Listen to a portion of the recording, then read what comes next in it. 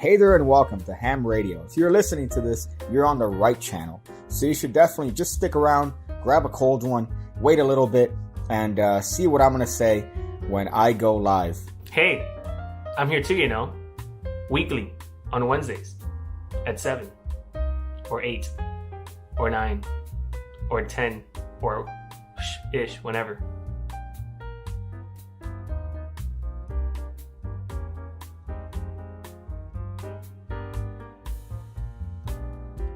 Hey there and welcome to Ham Radio. If you're listening to this, you're on the right channel. So you should definitely just stick around, grab a cold one, wait a little bit, and see what I'm going to say when I go live. Hey, I'm here too, weekly on Wednesdays at 7 or 8 or 9 or 10 or ish, whenever.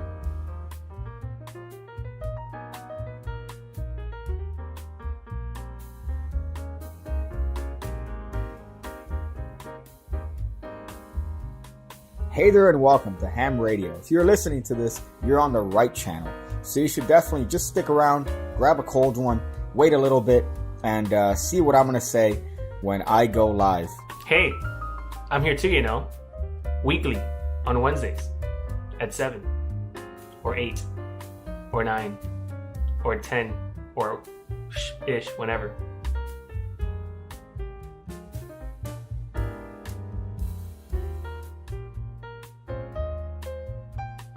Hey there and welcome to Ham Radio. If you're listening to this, you're on the right channel. So you should definitely just stick around, grab a cold one, wait a little bit, and see what I'm going to say when I go live. Hey, I'm here too, weekly on Wednesdays at 7 or 8 or 9 or 10 or ish, whenever.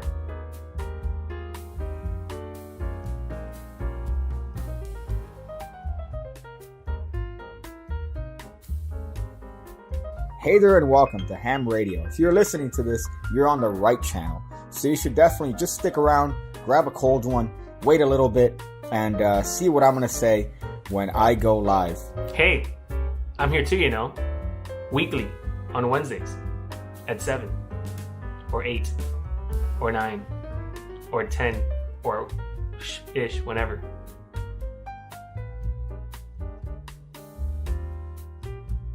Hey there and welcome to Ham Radio. If you're listening to this, you're on the right channel. So you should definitely just stick around, grab a cold one, wait a little bit, and see what I'm going to say when I go live. Hey, I'm here too, weekly on Wednesdays at 7 or 8 or 9 or 10 or ish, whenever.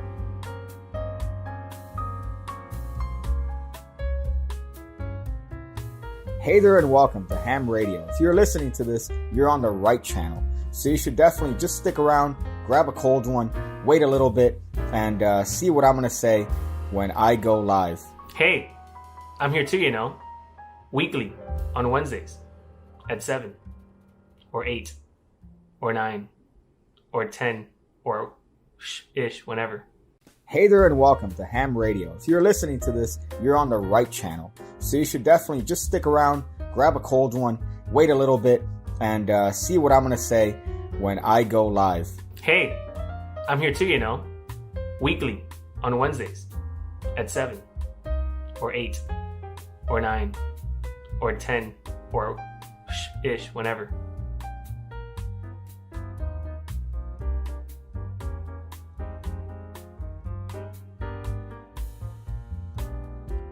Hey there and welcome to Ham Radio. If you're listening to this, you're on the right channel. So you should definitely just stick around, grab a cold one, wait a little bit, and see what I'm going to say when I go live.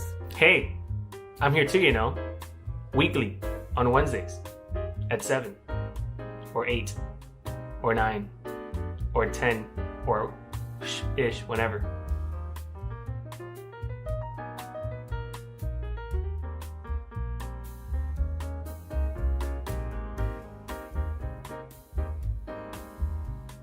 Hey there and welcome to Ham Radio. If you're listening to this, you're on the right channel. So you should definitely just stick around, grab a cold one, wait a little bit, and see what I'm going to say when I go live. Hey, I'm here too, weekly on Wednesdays at 7 or 8.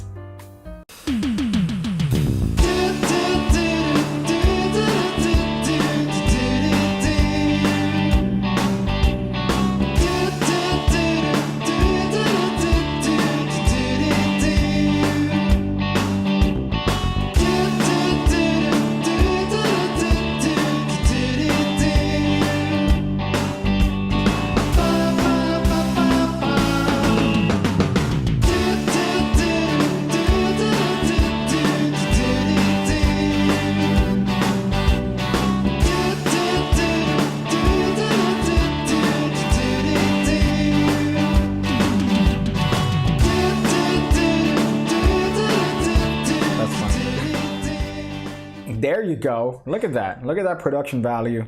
The immense quality you could only find from a channel whose producer hasn't even fucking put on his lav mic yet. What are you talking about, bro? It's right here. Welcome to Ham Radio. It's Saturday. We're doing a little bit of a special stream today, a little bit of a hot stream on a Saturday. We're out here, all right? We're out here in the Corona grind, as you might call it. I don't even know how many people have been affected by now. Last week, I think, was 2 million. This week, it's probably, 27 million? I mean, at least. Okay, so you know that Florida's doing better than Canada in the sense of the coronavirus? Okay, Florida's better than Canada in probably every single way. Obviously. Apart from the fact that they have a very, very hot prime minister. We don't. We have... actually, no, DeSantis is pretty attractive for a politician. Trump is a very good-looking man. He has the biggest hands. This is how I know that you went to Miami High. Because I said DeSantis, and then you went to Trump. Who's DeSantis? Who's DeSantis? Okay. All right. Is that like Santa Claus? That's our governor. Really? It's not. Oh, okay. I knew that. Okay, we're here at Yumi Studios, Florida, with apparently somebody that I'm doing a favor to, just to treat him like a regular human. You got this, Daniel. You got it, buddy. And we're here with DJ Daniel Dizzle, who's had a long career of taking the short bus to fucking school. Jesus Christ. Let me shoot up a small score here.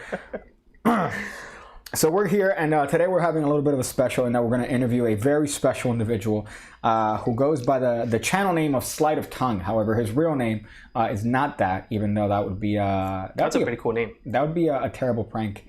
Not to go on a tangent here, but you know what I hate? I hate celebrities that give their kids stupid names. Like West, Blue, Apple, Gingerbread. I think that's such like a rich sort of stupid sort of thing that only dumb rich people do. Like, because if you think about it, you know what? But there's actually is a method to that madness, though. Mm-hmm.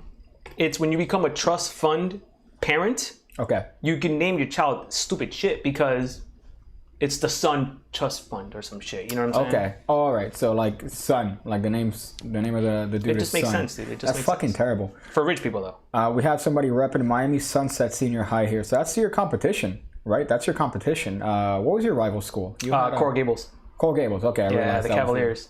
Okay, that's really funny. They're both equally trashy. Now, back in the day, Gables was like the school. Oh my god, you go to Gables? Wow, you know. That's funny. I got denied from both. So that tells you everything. What are you into, magic? That tells you everything on me. So we got Dan Ives, also known as Sleight of Tongue. We have him in a little bit. However, we do have some voicemails that we got to go through. We do have a channel for you to be able to put voicemails. If you look at the link in the description. Oops. That's not the one. The one with the descriptions. Yeah. Oh, that's... Oh, no, is it this one? Nope. No. Okay. Welcome to the live internship of Daniel. Actually, I meant to tell you it's not working. We got to set it up again. Okay. We have a fucking link in the description below that you could leave your own voicemail. And we'll answer it live on the fucking show. Apparently, we're supposed to have a little bit of a button here, but it seems like... again, this is... things have changed. Okay, yeah, things have changed. We'll go with that. It's an anchor.fm link. You can look at that. We have a couple voicemails from a couple weeks ago that we have to go because they've been pending. If you've sent anything to our P.O. box, we have not gone there. We should have gone today. No. Yeah, but we do have a P.O. box. I know that a couple people have mentioned stuff that they've sent. We haven't gone there for fear of actually getting the Rona. So do keep in mind that there's a little bit of a backlog on that. But here we have some heatness. when it comes to some voicemails that we're going to go over. And then we're going to continue a little bit of a hot interview with your boy Sleight of Tongue, which does have some definite sexual connotations. So give me a wink when I'm going to do the male stuff. What are you talking about? The SpongeBob male thing. You could do it now. Now? Yeah. Okay.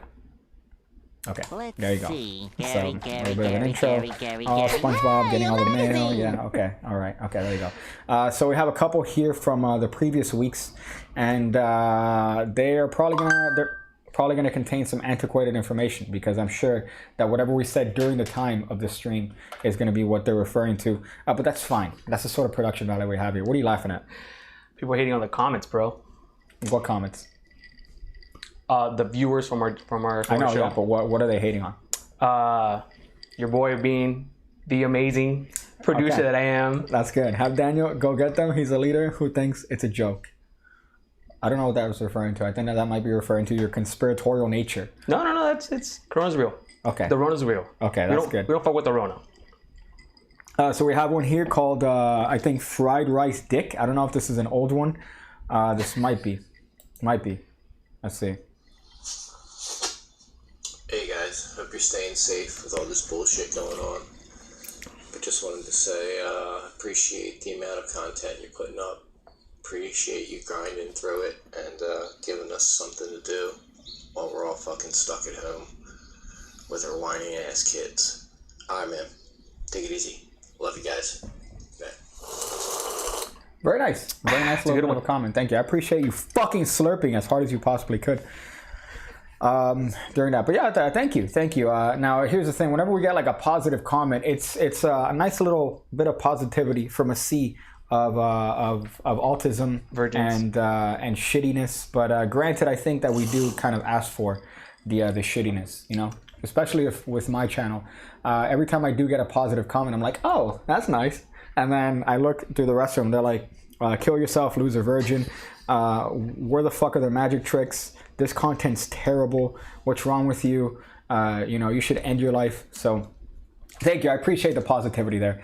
We have another one here. This one's all the way April 9th. Wow. April 9th. Throwback Thursday. It's Saturday, but okay. Hey there, Biggie and Daniel. I really love the work you guys do. I just wanted to call in and thank you guys for the amazing stuff. I actually started picking up card magic because of some pancake tutorials that came up on my YouTube newsfeed, because my roommate was apparently using my account. But yeah, you got me into card magic, so I hope you're proud. You screwed up my life. Anywho, I was wondering if there's any chance you guys can get Jabrizi on the Ham Radio Show. It should be a real shit show and should be entertaining. Wow. Yeah, that's a good recommendation. That's Pig Cake's #1 fan. That's a great idea. I want to make a video with Jabrizi. I would love to make a video, but I don't think that he would understand that the entirety of the video I'm making fun of him. He would think that somehow I'm aggrandizing his thing. And here's the thing: I know how to approach him. I know how the fuck to approach him. I'll approach him like a fan. Like, oh my, Jabrizi? Oh no! Oh, dude, hey, you're that YouTube superstar. You're that guy that does that crazy YouTube stuff, dude. Dude, let me get an autograph, dude. And you gotta say, dude. You gotta say, dude. I have to pretty much lose 120 points of IQ in order to get him to like. So you know what I gotta do? Actually, funny enough, to get down to Jabrizi's level, and so that I could actually get him to entice him to get on the show, or to do like a collab. I gotta get like whatever's connecting a power source, right? Snip the wire and just fucking put both ends to my temple. And just fucking shock myself until I'm retarded, you know? And then hopefully that will give me the ability to have a normal conversation with Jabrizi. That should be fun, actually. I should reach out to Jabrizi. You know, that would be interesting. I don't know how he would take to that. I don't know if he's familiar. I feel like he's the type of person that Googles his name on a daily basis and sees what people are saying about him. I think he's that type of guy. So for sure he's seen my shit on him. For sure. Complimenting him and stuff, you know? Yeah, telling him how his outfits are super fly, he his takes magic. That as a compliment. All that shit's like, wow. Yeah. You know? I think he's that guy, bro. I definitely think he's that guy, dude. Okay. All right. So yeah, you know what? If we could get Jabrizi on, we'll definitely get him on. We'll get anybody on. I'm not opposed to getting people that we might have a difference of opinions on. So I think that will be an interesting experiment in having a nice little bit of a back and forth. You know, it'd be great if we have like an actual one of these. I call them like portrait mode moments. You know what I'm talking about? When, for example, I bump into you in the street and you happen to have like a sign, and then I go up to you and you're like, "So why do you have your sign? What are you trying to say with that sign?" You know? Do you know the type of video that I'm talking about? No, but I'm like, into it. Okay, these videos were these like ardent feminists or these crazy makes sense. people, and they record them like this, and then this is what you see, right? They're recording you. They're like, "Why do you have that sign? Are you thinking that all women should be oppressed?" Like one of these. I don't know where I was. For Jabrizi? Was that for Jabrizi? Yeah. I don't know how I connected that to Jabrizi, but I'm sure it was connected. Because it's that retarded. No. It was after that. I actually might have just turned retarded from just talking about Jabrizi for so much. So let's move on to the next voicemail here. So this one is possible corona positive. Gentlemen, hope you guys are being safe. Yesterday went to go get my tires changed, and after that I went to a coffee stand I'd never been to, and as I pull up, what do I see? Lovely ladies in thongs serving coffee. And I was like sideswiped. I mean, I've been to a place like this, but where they serve like alcohol, but not coffee. Mm-hmm. So, make a long story short, they did not have gloves or masks and did not sanitize anything, and I didn't even fucking sanitize the coffee cup. I just took it. Yeah, smart move. Just goes to show what us guys always have on our mind, ass. So, like the wise man Calle 13 once said, me gusta como me guaya tu papaya si tu vas pa' allá, uva guaya que ella va con guayaba, pa' allá va a quitarte el diablo encima, sale maya, se te ve la raya, la partidura que divida la blancura de tu nalgura dura. Tú eres sangre, sangre pura, por ti dejo celibato y me quito en cura. I probably now have coronavirus. You know, funny enough, I actually heard this message Great before. philosophizer, by the way. Well, no, I heard this message before, and I had already called ICE on him. So it turns out that he's not going to leave any messages anymore. That's like a Central American accent, right? Well, he called him ICE. I think he's Mexican. Oh, vato. I think he's Mexican. No coronas for you. Okay. So yeah, that was interesting, I guess. But you're right. I mean, I would have made the same fucking risk for the biscuit, dude. We're easily distracted individuals. So you see a woman in a thong, you see a woman that's attractive, and she's like, "Here, take this." You know, she gives you a coffee cup. That's gross. Like this. Have you ever had somebody that's? Let me ask you. Have you ever had somebody that's like doesn't understand how to hand things to you? So if you might say like, "Hey, can you give me your glasses?" They'll do this. They'll do this. Yeah, here. Yeah, me. Right? That's you? Yeah. That's your fucking Miami High education when it comes to that shit. So they'll hand you a glass like this. And then they'll lick their fingers before, and then they'll just give it to you. Thank you. Yeah, it's like I appreciate that, and I appreciate the fact that I'm touching the equivalent of nut juice, because you know guys are gross. Guys are here always adjusting their dicks all the time. So anytime you get any sort of a hand contact with a dude, you know what you're getting. You're getting nice little ball sack. Look at the last episode with Eric. Do you think that guy washes his hands? No. No, and he reached it like 10 times at least. Yeah. He did it the first time, and it's like, okay, haha, that's a funny joke. And then he kept doing it. That's and I'm the like, okay, thing. he's just trying to jerk off here. It's the greatest fucking thing I've ever seen in my life. On stream. So here, let's get this. There's actually one more. So we're doing one more, and then we're going to get into, I imagine, the heatness with your boy Dan. Shout out. Hey guys, love what you're doing. Just want to say, hope you're staying safe with all this Rona bullshit. But I had a quick question about if you had any information, what happened to the Russian genius? Okay, I thought that was going to end up in something else. You know, I'm also wondering, because he used to upload almost like on a weekly basis, and now he hasn't uploaded. He's MIA? And forever. I mean, I don't know. He's an interesting character. Have you chatted with him? Like, I remember the last time it was November. Like we were together, and he like messaged you messaged him randomly as fuck. Yeah, but the last time I had like a private message with him, which probably like December. We used to talk every day. Like every day we used to like Skype it up. He's like, "Hey, Big Cake, I want to mix the LSD and magic. I want to do magic tricks under LSD." And I'm like, so this guy went from cold turkey to, or not cold turkey, I mean, he still smoked every once in a while, but he's like, I smoke every single day now. And I do mushrooms, and I go to the forest, and I have a friend. He's very like His accent is Russian? very fucking funny. It's like half Russian, half like Lithuanian. It's like the amalgam of shit. But he'll tell me, it's like, I want to mix magic and mushrooms. That's the experiment that I want to do. But I love the guy. I know that certain people like Xavier isn't a fan of his, but I'm a huge fan of Vladimir. I mean, he's the first person that reached out when I had like no subs, and he's like, hey man, I want to do a collab. I've never done one, but I definitely want to have you on my channel. And I did like a little shitty like Ace production, and he's like, Big Cake, I warn you now, Ace Productions, they don't get good views on YouTube. They don't get good views. You need to do. He was intelligent as to what. It's like any card at any number is good, a coin trick. But I just warned you now, Ace Production is not going to be so good. So I'm still going to put it up, but. So it was very upfront with that. I fucking love that guy, bro. I fucking love that guy. I would love to hang out with that dude. If you tell him, like, man, you fucking make the trip. You love this city. Unfortunately, now, I don't think we're going anywhere for a while, or anyone's going anywhere. Is it raining? Yeah, it's definitely. It is raining. Right? Wow. That's fucking tremendous. So that's I don't know what's up with him, man. I got to reach out to him and see if this whole Corona is treating him well, but I don't know what he's. Because he was doing YouTube full time, like YouTube, bro. Like not whole Patreon, not. Might have gotten hired, bro. Might have gotten hired by someone else and doing some other things, maybe. Maybe. I know he gigged. Maybe he did a couple gigs, but I think it was doing YouTube full time. So he's definitely a character. Can we get Eric Leclerc's girlfriend back on? That's funny. So we're gonna get our boy Dan Ives, which by the way I realized you didn't add the screen capture part. Oh, I didn't. Yeah, I know. Sorry. So that's fine. So we're gonna do the getaway.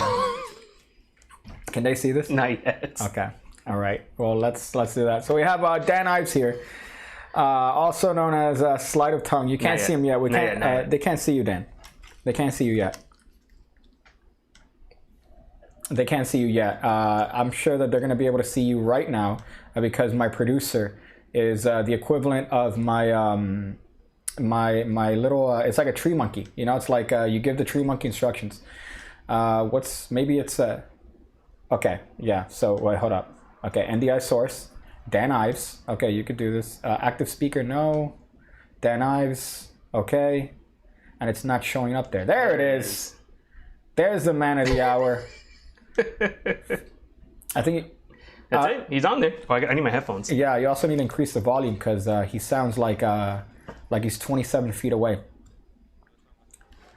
So this is not that. That's not going to increase the volume for us. That's going to increase the volume for them. No, we're all the way. Okay. I hear you, Dan. Can't hear me. Yeah. Okay. There you go. Now it's clear. I forget that I'm half deaf. Mr. Daniel Ives. You can hear me. I can hear you. All right.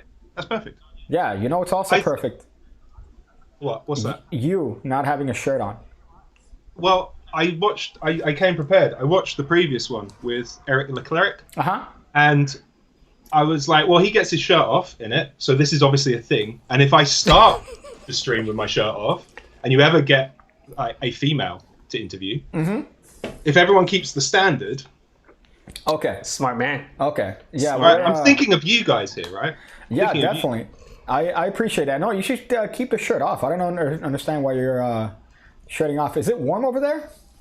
It's fucking hot. I don't know why. It's been freezing all day, and for some reason now it is hotter than the sun.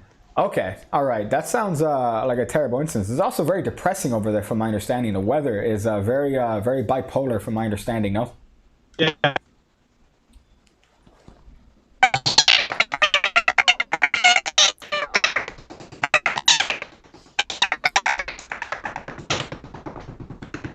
Oh yeah. Are you hearing that? Yeah. Are they hearing that? I think so. Okay. Dan, I don't know. Okay. Do you have any inkling as to... Oh, yeah. Good production value here. Sorry, Dan. For some reason, it turns out that maybe, fuck it, I don't know, the government's trying to connect? It's the government, bro. Oh. It's still there. There's some sort of interference taking place, I believe, that's not allowing for the right channel. That sounded like, you know exactly what that sounded like? That sounded like, do you remember Charlie Brown from the 90s? Yeah. And the teachers were speaking. Imagine that, but while dying, and that's what that sounded like. Dan, I don't know if that was on your end. I tried. Okay, now you sound hot. Now it sounds hot. Yeah, now you sound a little hot, a little low here. I'm sorry. We're trying to figure out the source of this issue. You're saying it's on his end. Okay, you could say that out loud. I don't understand why you could say it subtly. This is wonderful. You know what we should have done beforehand? We should have tested this, Daniel.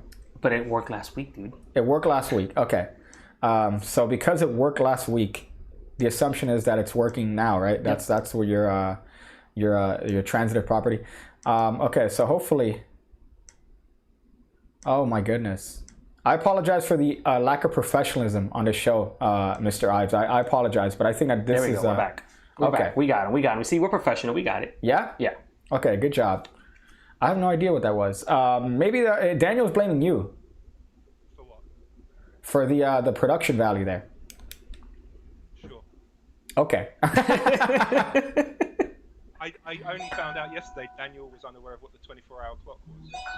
Okay. Really? Because it's not American. It's un-American, actually. Okay. It's not. It's actually used by most medical professionals here, right? Who They're on probably aren't 24. American. Military, right? Who probably aren't American. So sleight of tongue. You are, I would say, a channel that is criminally underrated on YouTube in terms of the magic scene. Now, I say that because hopefully when I meet you, I want to have relations with you. But, okay. Now, I guess we do have some certain questions that I do want to ask you in terms of how you came up. But more importantly, how are you, man? How you doing? How you treating this corona? Yeah, it's all right. Well, the thing was, I was speaking with someone about this recently. Like, when they announced the lockdown, I was like, well, standard. Used to social distancing from people in general. Just be in my room, do my work, crack on. So I was like, nothing's going to change. Okay. It's quite nice in a way to not see certain people. Yeah, that's the good part. And then now we're instilling this thing where we're not gonna have to touch. I was just talking before with Daniel about shaking hands and having to touch other people's nutter butter. You know what I mean? Which is never good. It's so good not to actually be social. It's the perfect thing for people who hate people. Like, What do you? You're telling? Okay, sorry. My producer seems to be subtly telling me something that he could just say out loud. Hey, Dan, can you turn your volume up just a little bit? my mic volume, sure. Okay, thank you. You see how easy that was?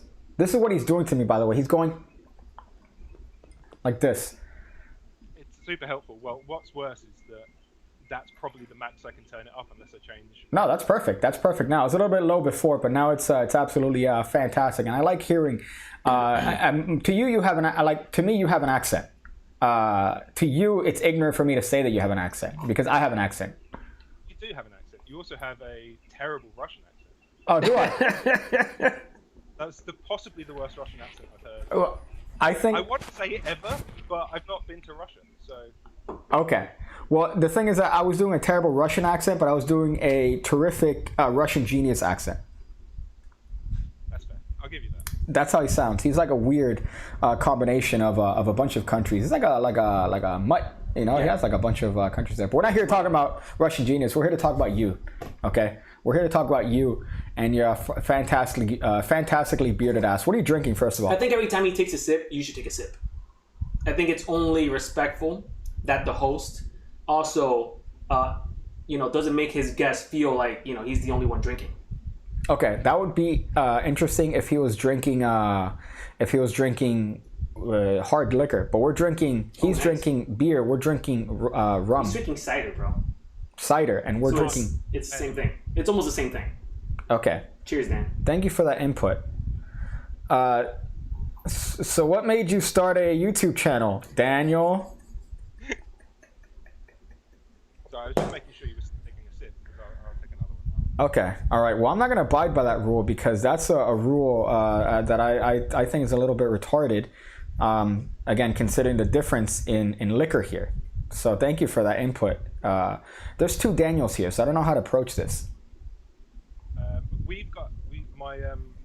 My wife's sister has got a boyfriend called Daniel, and now we refer to him as Daniel too. Daniel too. Okay. All right. Okay. Just you can call Daniel Danny. That's easy for me because no one calls me Danny over here because we're British and that's not a proper name. Well, I'm gonna call you Tongue. How's that? Yeah, fine. Okay. All right. I'm gonna call you Tongue just because, again, I want to have a little bit of relations with you if we ever do meet, which I hope we do. I mean, I'm sure I'm gonna head over to Blackpool at one day, and we're gonna have just a good old time. Oh, it'll be yes, it would be a very good time. Yeah. Blackpool's like the place that scares me, or rather scares my liver, because there's just so much alcohol. It's insane. Yeah, but you guys are used to that. I think the UK, you guys over there are probably one of the countries with the highest little booze factor. And I think you're definitely bigger than us. Oh, it's true. I think that's why a lot of the magic gatherings over here are mostly booze fueled. Mm-hmm. Like when you find the magician who is sober, it's like, you know, right? Did you spend too much money on gas? Okay. Well. Yeah. Not to be ignorant, but I've also heard of a problem that you guys have with these balloons that they sell outside of nightclubs. I don't know if that might be my ignorant Americanness, but they have balloons filled with this sort of gas that gets you all jittery. Is that a thing, or is that? Oh yeah, I'm far too old. Okay. To have ever done that. What do they call it? Quippets? Something like Yeah, that? that's what it is. Yeah, Dan, you might want to raise that up. Okay, yeah, keep doing that. There you go. Okay. Look at that. My producer's trying to figure stuff out in the background here, but he's doing it like, good job. Great job. Great job, Dan One. Okay, yeah, you're Dan. I think it's actually turn it up all the way. Fuck it. We're out here. We're doing things big here. You only turned it up to an 8. I want it at a 10.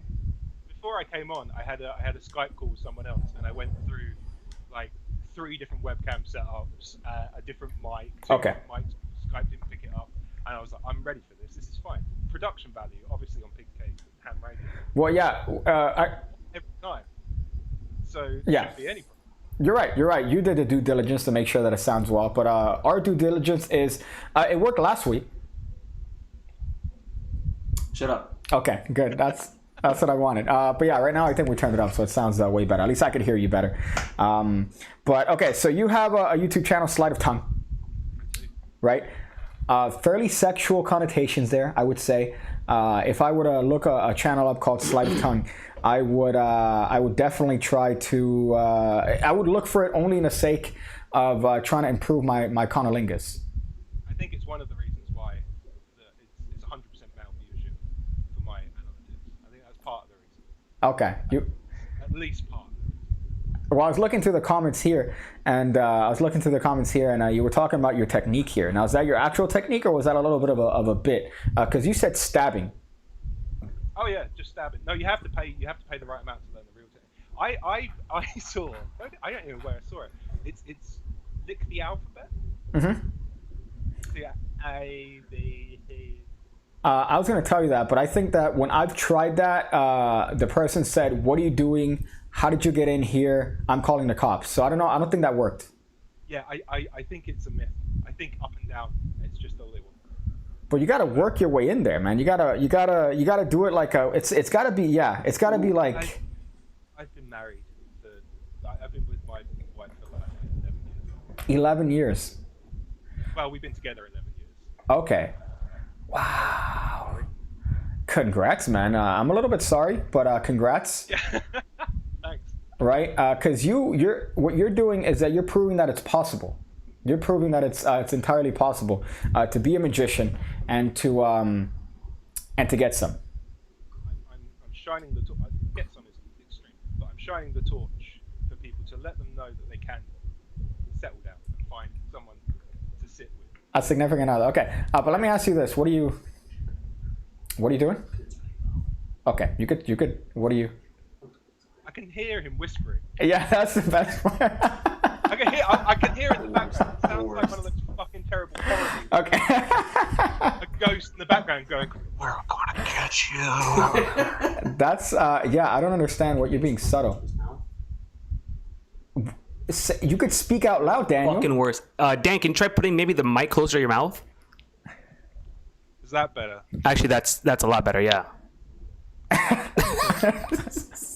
We'll just do the stream like this. Fuck it. Why not? I genuinely, to be fair, I think there is some stupid Skype bollocks that is stopping. Let me try.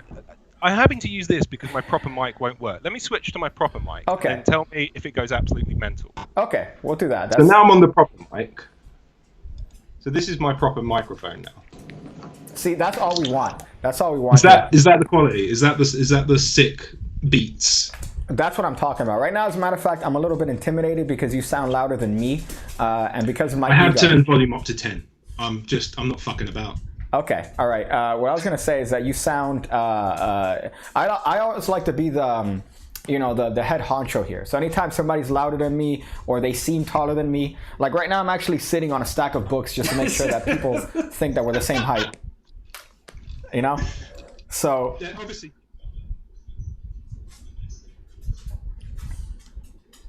Daniel, you started a YouTube channel, all right, called Sleight of Tongue.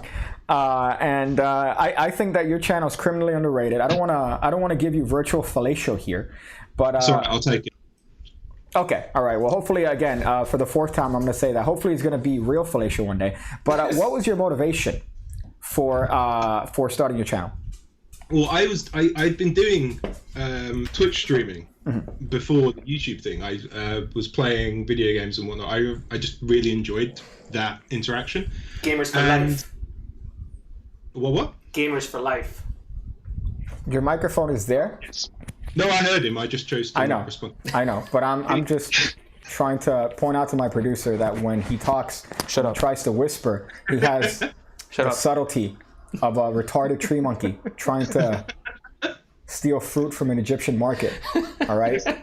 That's the plot of Aladdin. Jesus, fuck. Okay, so you were already doing Twitch. I noticed that you were playing a while ago. I forgot what name or what game it was. It was a Roberto Williams game from the 90s. Phantasmagoria. Yeah, but for some reason, I don't think you could get the stream to work. I was looking forward to that. I played it a bit. I tell you what didn't work was my patience. Oh, okay.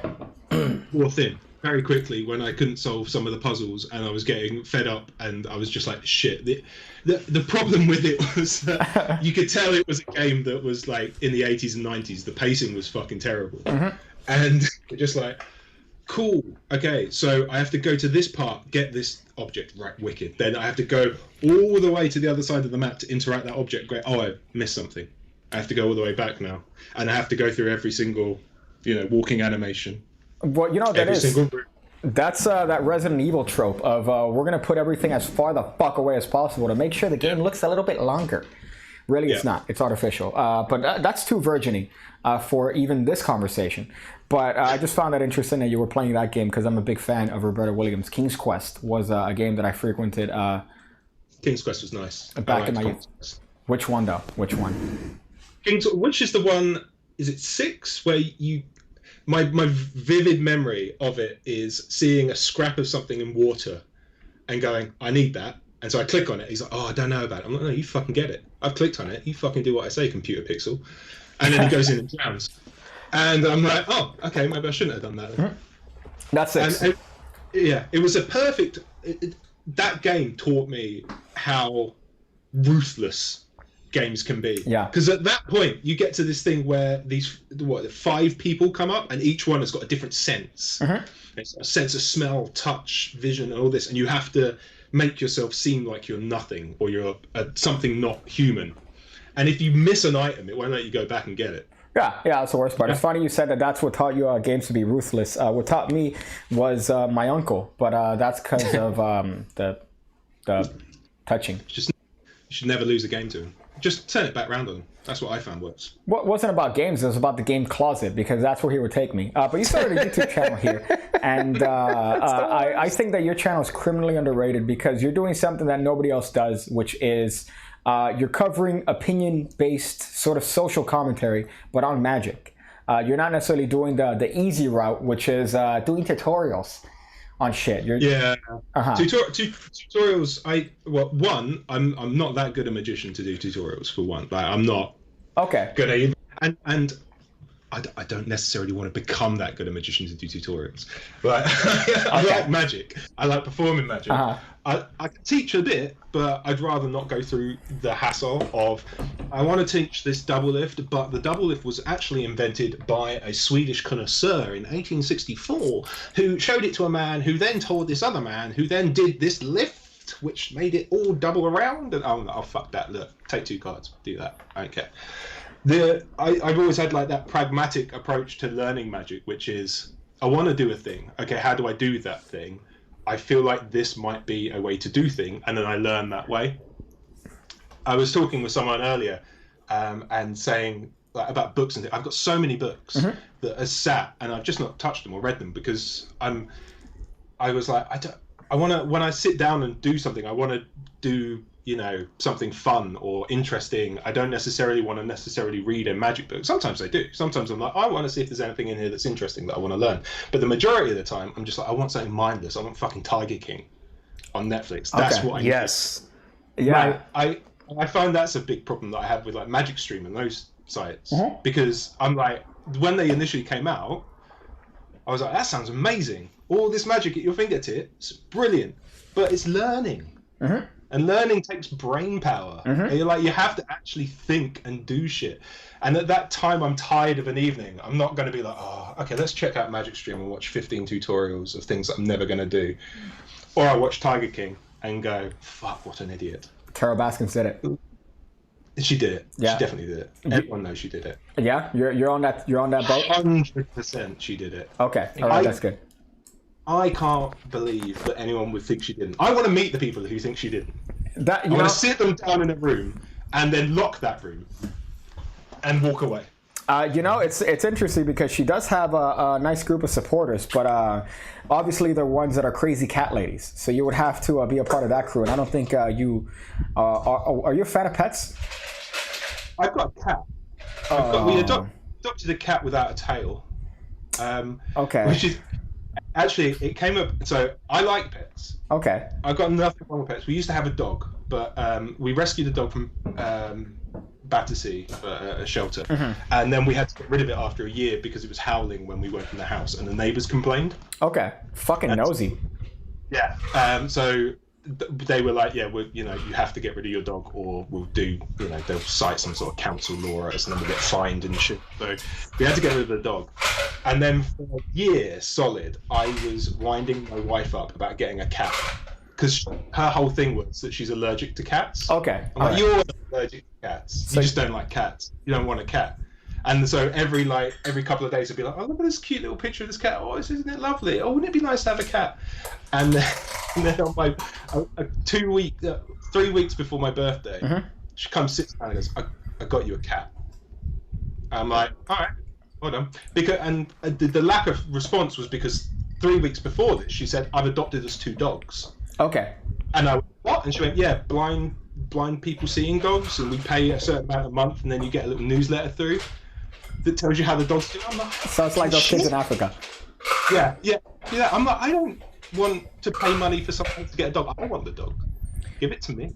But so she came down, sat next to me. She's like, I got you a cat, and I'm like, oh, she's fucking adopted a cat online. Fine, whatever. I'm like, yeah, all right, great. She's like, so, well, yeah, you get to go see it. I'm like, I'm sure I'll get to go see it. Will I be able to actually touch it? Well, she's like, yeah, it's coming home. Let me tell you, in terms of, I don't know if this is going to change anything between us, but in terms of cats, I could personally kill a cat right now and my facial expression would not change.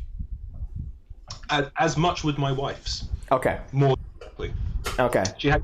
The benefit is the cat hates us as well, if that makes it any better. Yeah, well, I mean, I personally would enjoy hearing the squeals, but that's just me. I was, I don't know if you've seen a documentary on Don't Fuck With Cats. Did you watch that one as well? Okay, I was on the side of the guy that killed the cats. I was on his side. No. Luca Magnotta. Genuinely, I saw when they were showing the video of him like torturing the cats. I'm like, no. Like I could watch someone being brutally beaten to death. Okay. Like anyone being like murdered, like killed, done whatever, and I'd be sat there with popcorn going, all right, that's fine, don't care. YOLO. You like have a dog or a cat, I'm like, oh no, don't do that. Yeah, that's the worst part about humans, that we'll look at an animal and we're like, oh no, but then we'll look at a human being get his head cut off by a chainsaw in a forest in Mexico. You know? You're like, what make is that chainsaw? Sorry, I interrupted you because of my massive ego, and you kind of cut off there. What were you saying? No, I said you'd ask what the make of the chainsaw was. That's Okay. what you. Yeah. Well, that's the weakness that we have as humans here. But I don't know. I was going to ask you because I have several friends that actually go out of their way to look up videos like that, where it's like, oh, look at this guy jump off a building. Are you a fan of those? No. No. There's a guy at work we used to have a guy who I worked with. who used to go. I think there's a subreddit called "Watch People Die." Mm-hmm. Yeah, he used to go there and be like, "Oh, look at this idiot touching a live train wire." No, thank you. Yeah, yeah, and then they'll do that during like you're eating, and they'll be like, "Hey, check this out! Look at this guy," and you're like, "Oh, this is oh, now he's dead." Exactly that. You're like, "What are they doing with that?" No, oh, okay, they're killing him. Thank you for that. I'm going to leave now. Yeah, I have a lot of friends that do that, and for some reason, I don't understand what the fetish is with looking up these morbid things. I guess it's another flaw in psychology for us as humans, where we'll look at cats and animals and be like, "This is terrible," but we'll look at a human, and for us, it's like I play Call of Duty. I'm good.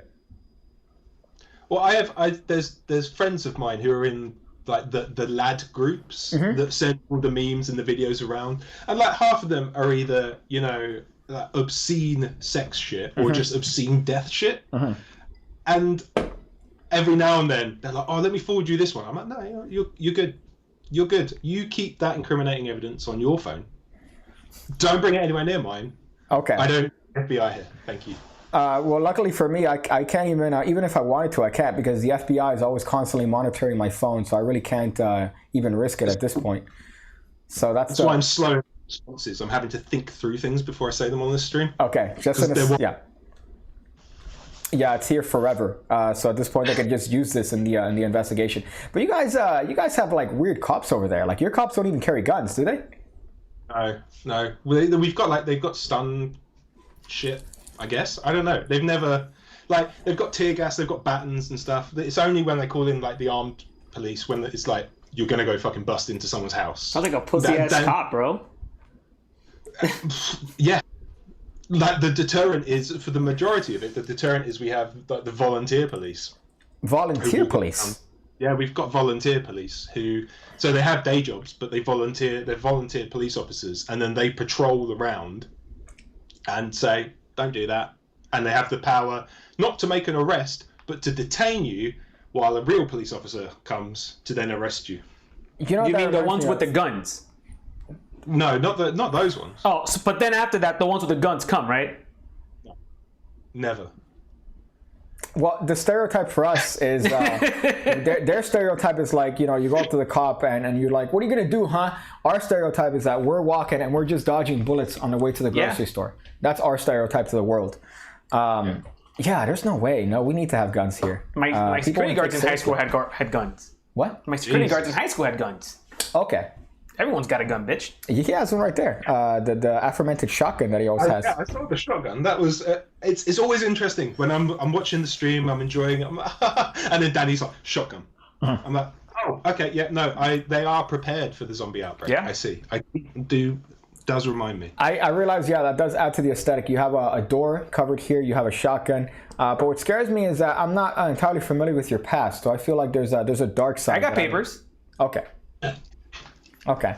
That's all that matters. Just as long as you got the papers. I got papers, bro. That's not what they say, right? Mm-hmm. Okay. Just. I don't know. You said some other stuff before that is quite suspicious. Now, Dan, number one, Dan Ives. As I mentioned before, you have a YouTube channel that's criminally underrated. Is there anything specifically that you have had a scoop on in terms of your channel that you have not made a video on? Oh yeah. Yeah. Ooh, okay. What's the juice? There's a few things. Well, the thing is, like, to go back to your earlier question of why I did the channel.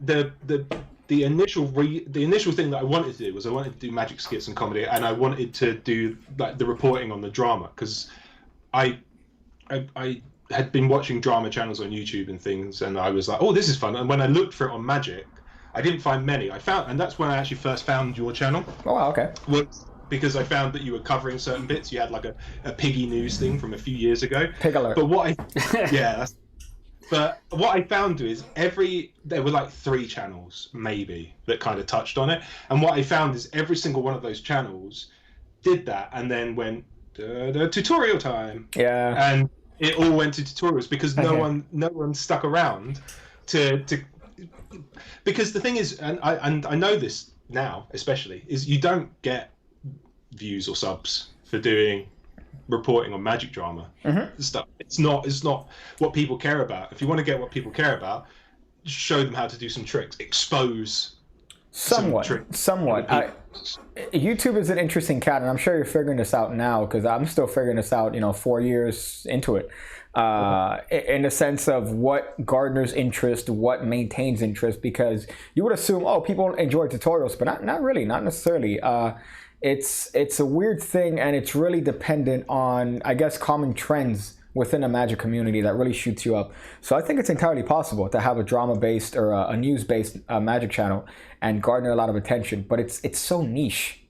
Yeah, that's the thing. I always knew going into it was going to be niche, but I think part of the reason for creating it, other than the fact that there wasn't really anyone doing it, and I thought there should be, was that it allowed me to like reach out and talk to people, and just generally, I don't want to say gain fans, but like find people that were of a similar mindset to me, and then actually reach out and talk to them. It's about cultivating a community more than necessarily getting subscribers and bits and pieces like that. It's like what you've got here at Ham Radio.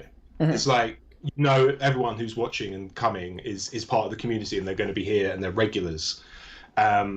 And that's really, really good. I think that's where the value of that lies. Because I see videos of some people doing tutorial stuff for Magic, and the video has maybe like 10,000 views, whatever, but 3 comments. And one of those comments is first. Yeah. The other comment is, you haven't credited me. Yeah. I think and don't get me wrong, I think I've got no problem with like tutorials and things on YouTube. I think that's absolutely fine. I've got no beef. That's fine. Yeah, I've got no beef on that. I've got no pork. What do you think about that? That's fine. Okay, but what do you think of that? What do you think of the people that do have beef, though? There's a reason for everything. The big thing that I found out, or I think I found out, and the reason that I think a lot of older magicians especially get angry at the exposure and stuff that's online, is if you think back just 20 years, right, before the internet is really even a big deal, if you wanted to know the secret to a magic trick, you either had to go to a library and search it out in books, or you had to go find a magician to ask them if they know it, for them to go, yes, I do. This is it, but I can't teach it to you. You have to prove worth. So go and learn tricks from this book, and then come back and show me. And once you've earned my respect, I will teach it to you. And then so you go away and you earn the secret, and then it teaches to you. And that's how they had to do it back then. Now you just go onto Google and find a 13-year-old kid going, "This is how David Copperfield levitates. It got strings in it." It's I think you missed the crucial blowjob that these older magicians look for. Yeah, you missed that part. Dude, that's a whole thing. I don't. I guess that's one of the subjects that you haven't necessarily covered. Magician blowjobs. Well, I guess that's the least of what they asked for. This is the thing, right? So, because I started doing the drama bits, I picked up. I said to someone close to the time that I'd started that I wanted to like not effectively out people, but to actually bring awareness to people who are like shady as shit, but have fantastic reputation. I'm like, you can't get away with that shit, right? No. Like, someone should hold you accountable. And I was like, if no one else is going to, I at least will try. I won't make friends in the end. I can guarantee there is no chance like Vanishing Ink will ever fucking talk to me. But like, one of my favorite things recently is Illusionist did that quiz. And I popped on late, and Garen and Lloyd went, Sleight of Tongue's it, everyone go down Sleight of Tongue, I'll subscribe to him, help him out. And I was like, that's really nice. And just the look on Pete Turner's face of just... Why is that though? Because it's me. Oh, he does. There's a there's a fake friendship. I feel like I like Pete. I think he's fine. Well, no, I don't.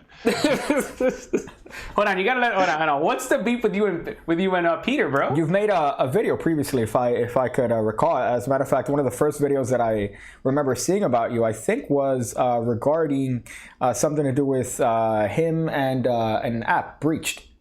Yeah, Breached. Mm-hmm. Yeah. So I did that video, and then I went to Blackpool, and I was like, oh fuck, I'm gonna get some shit from someone, like, because I know they're about in Blackpool. Could you give the context, by the way, to Breached? Could you give a little bit of a context to that? Sure. So Ryan Tricks, decides to release a trick to the Magic community. Says he has Pete Turner promote it. So there's only 100 copies available, and what it allows you to do is ask a spectator to think of anything, and then it gets sent to their friend. So I think of the word tree, and in my contacts in WhatsApp, someone gets a message that says tree to them, and I'm like, oh my god.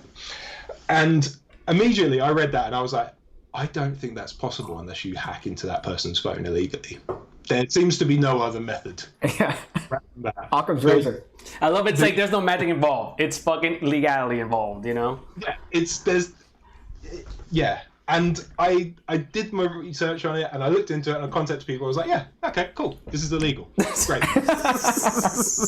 It's an illegal thing. Shouldn't be doing it. Shouldn't be doing it in the UK. The UK as well, they're selling it. Please don't do this trick. I heard rumours about people performing this. And one of my favourite was that someone performed it at a bar to someone else. Didn't sign out of their WhatsApp. The person opened their phone, saw that this bloke was connected to their WhatsApp, and threatened to like fucking sue the bar that the magician was doing it in, because he had just breached his fucking, Yeah, wasn't there a politician, or was that just something that we thought about? Because I think we discussed this previously, no? Yeah, well, there was a statement that Ryan said this is the trick that got him his TV special. Mm-hmm. And he like did it to the executive producer, and I was like, I fucking hope that executive producer doesn't learn like how you did that. But I do that video out. I'm like, that's a fucking service. I'm glad about that. And I like Pete up until this point. Still like it. He's still all right. But regardless. I'm a fan. He converted me. He converted me into that, just based on his hospitality, his warmth. He is 100% the greatest showman. He also paid us a shit ton of money to like him, so we definitely gotta like him, you know. Yeah, where's that? I know if you see this is how I gave how to read minds a great review, and it was my opinion that it was the best project that's ever come out. Do you need some? I need some. Thank you, bro. I'm running low on. Oh, thank you. Yeah, burn some fire fuel over there. But yes, so I'm there and I see Pete and the gang walk in, and I'm like, oh well, I'll ignore them. They probably haven't seen the video. I've got like 150 subscribers. Who gives a shit? So I carry on. All of a sudden, I've got an arm around my neck, like a headlock, and it's Ryan Tricks. Nice. Saying, "Don't you ever make a fucking video about me again?" And then walks off, and I'm like, "What the fuck?" Playfully? And then Pete turns. Whoa! What? Playfully, or like a hey man? I will say playfully. Okay. Because that's how it was passed off as immediately afterwards. So I will say playfully. Okay. All right. It could be. You can shoot someone here in Miami if they did that shit to you, bro. I'm just saying. You should have Blackpool in Miami. Let him fucking hug you again, bro. You know Blackpool's a city, you know. It's a joke. Okay. All right. I knew it. Just making sure. Yeah, so, like, Pete comes over and he's talking about the video and stuff, and he's like, "Oh yeah, no, it was a great video. Really loved it, man. But like, you said this and this was wrong and whatnot," and I was like, I'd expect it a lot more if your boy hadn't just grabbed me around the throat and just told me not to do another video on him. And then Pete like looks at Ryan like, and Ryan's like, "Oh, did you think that was serious, bro?" "No, I was all joking. Jokes. It was jokes, mate. I was just jokes." And then I get into a long conversation with Pete where Pete tells me that he's read loads of books to be a lawyer, and that he's read the law, all of it apparently, and knows that what they're doing isn't illegal, and breach isn't illegal. To which I said to him, it is. Yeah, And that conversation lasted for about an hour of Pete talking at me, and me continually saying, but it's illegal. Well, what was his argument? Come in at one point, and also try and back Pete up, because Pete said, "Tell him that I was almost a lawyer," and he's like, "Yeah, he was almost a lawyer." I'm Okay, like, that's great, but I was also almost a doctor once too, you know. I'm like, that's great. It's still illegal, guys. Right? But To the letter of the law. And that conversation just ended with me going, Pete, I'm really fucking tired. I want to go to bed. Can we end this, please? And the thing, and like the rest of the convention was incredibly civil. Like, I was very friendly with Pete. We're talking with him at the Illusionist party, and before that, and he was complimenting me on my trick charades. And I even got to talk to Ryan, like, outside of it, and like Ryan Triggs seems like actually a nice guy. Like, in speaking with him and conversing with him, it seemed like a really nice guy. He couldn't comprehend that it was illegal. I kept talking to, when I was talking to him about it, because I was trying to get an interview with him, and Pete was like, "You fucking talk to him alone." And so I was like, that's funny. So I got Ryan on his own. I didn't manage to ask for an interview or anything. I was pretty drunk, but I was telling him, like, it's illegal, you shouldn't do it. He's like, no, it's fine, mate. Like, what's your problem? Do you not like the trick? Do you not think it's a good effect? I'm like, it's a brilliant effect if you weren't hacking someone's phone. If you weren't, like, you know, breaking the law, brilliant effect. That little part. Yeah, so long as you log out afterwards, it's not a problem. I'm like, no, it is a problem. And I can almost guarantee that he hasn't logged out of someone's phone. Yeah, it's such a moment. It's going to get you at one point. Heat of the moment. You know, it's heat of the moment. You're performing, and it's just a lapse in judgment. But what I want to know is what's their justification for it not being illegal, though? Because Peter Turner said so. Okay, but actually, Dan's pretty much on the money. Okay, that's all. That, and so long as you sign out straight away afterwards, it's fine. Yeah, like rape. As long as you don't jizz on the person, you're good. You're good. You're good. Penetrate, fine. Do what you want. Yeah, you could just. Holy shit! That's fucking shady as hell, bro. It's an interesting effect, though. It's a very interesting effect, but obviously there is the method that. That's sus. And obviously, they're just providing the methodology. You know, they're providing the methodology, so there's not really any sort of way to get them unless you catch him while doing it. Yeah, exactly. And the thing was, he was performing it. He was going around performing it that night. Like, he bragged to me that he performed it 3 times that evening, and he got great reactions every time. I was like, I get that you got great reactions. I understand this, Ryan. It's illegal. Stop doing it. Well, here we have a comment that says it's only illegal if you get caught. Yeah. That is very true. But I think the likelihood of getting caught in that would be very. You would have to not log out. And then there would have to be... Not only that, the person needs to be aware. And I don't think a lot of people understand what's going on. You know, like if you did the trick to me, I would be like, oh, that's really cool. But I wouldn't investigate. I wouldn't be like, oh, I wonder how that works. A lot of people would just get blown away and kind of walk away, you know? Yeah, there's a telltale sign for it, which is that it says WhatsApp web is open on the phone. And I know about it because I've got the WhatsApp desktop app thing on my laptop. So I talk to people on WhatsApp on there as if it's like just a normal chat client, and then can move to my phone. I was like well aware of that, and there are a few people that do know about it. But you are right. There are a lot of people who will just go, I don't know what WhatsApp web is, but I have WhatsApp, so You know, it might be a legal loophole here. I'm actually on the side of Peter here. It might be some sort of like... Oh, wait a minute. Now that you mentioned that, Peter did leave this for you. Here you go. Okay, good. Yeah, that's what I was looking for. I was wondering. I don't know. I almost said that it wasn't, that it was illegal, but now I'm convinced it's definitely legal 100%. But I'm thinking it's some sort of loophole, though, because technically, like, for example, it would be on a part of consent for information. Like here in Florida, it's a 2-party consent state, meaning that both participants need to be aware, for example, that a call is being recorded or to transfer any sort of information. Just from my understanding, again, I don't have the Peter Turner understanding of the law here, but when it comes to Florida, I don't know how it would be in the UK though, because technically you're violating privacy, that's for sure.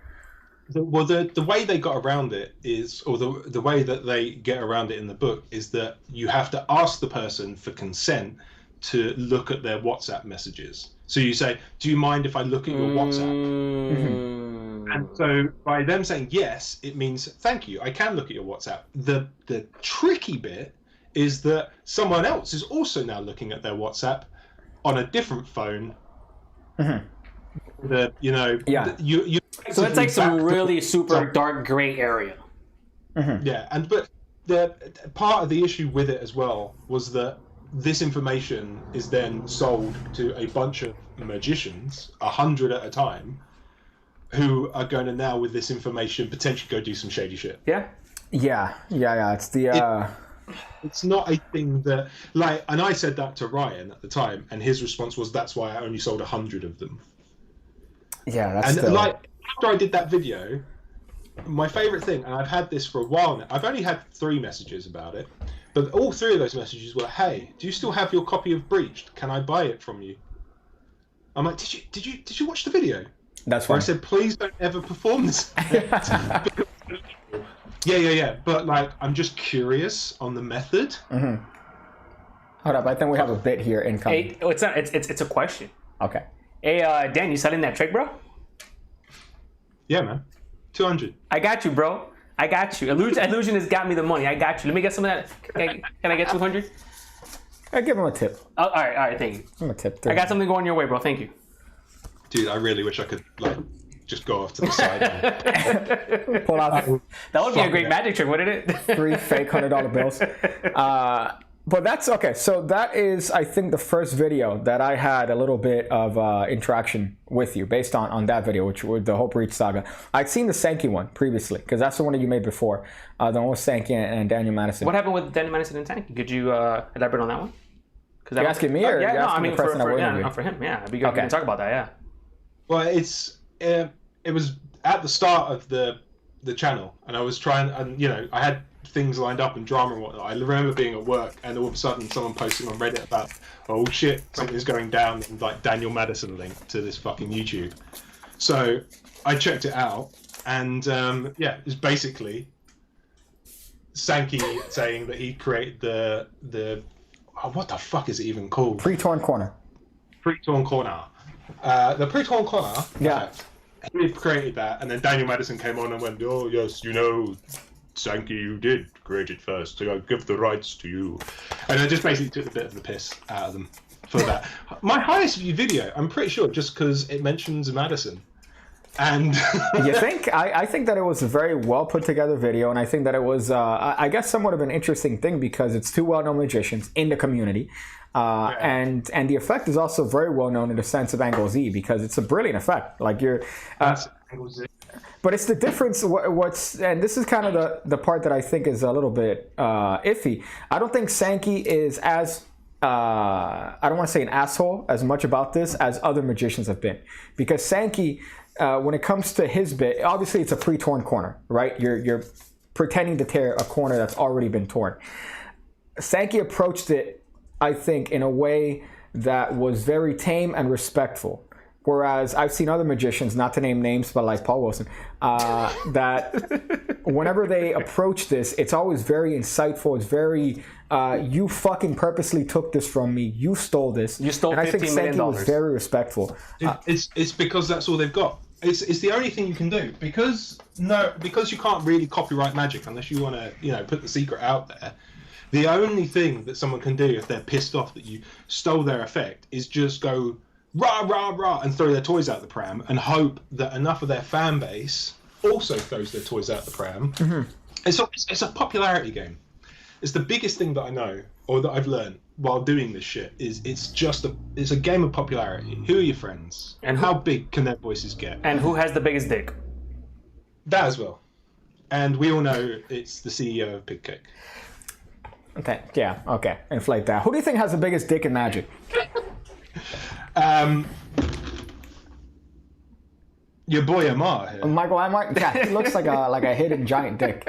Like a hidden giant. Like he has like a giant dick. That's like on the date night. He's just there smiling, and that's what his shit-eating grin is all about. He's just there. He's like, you're gonna see it.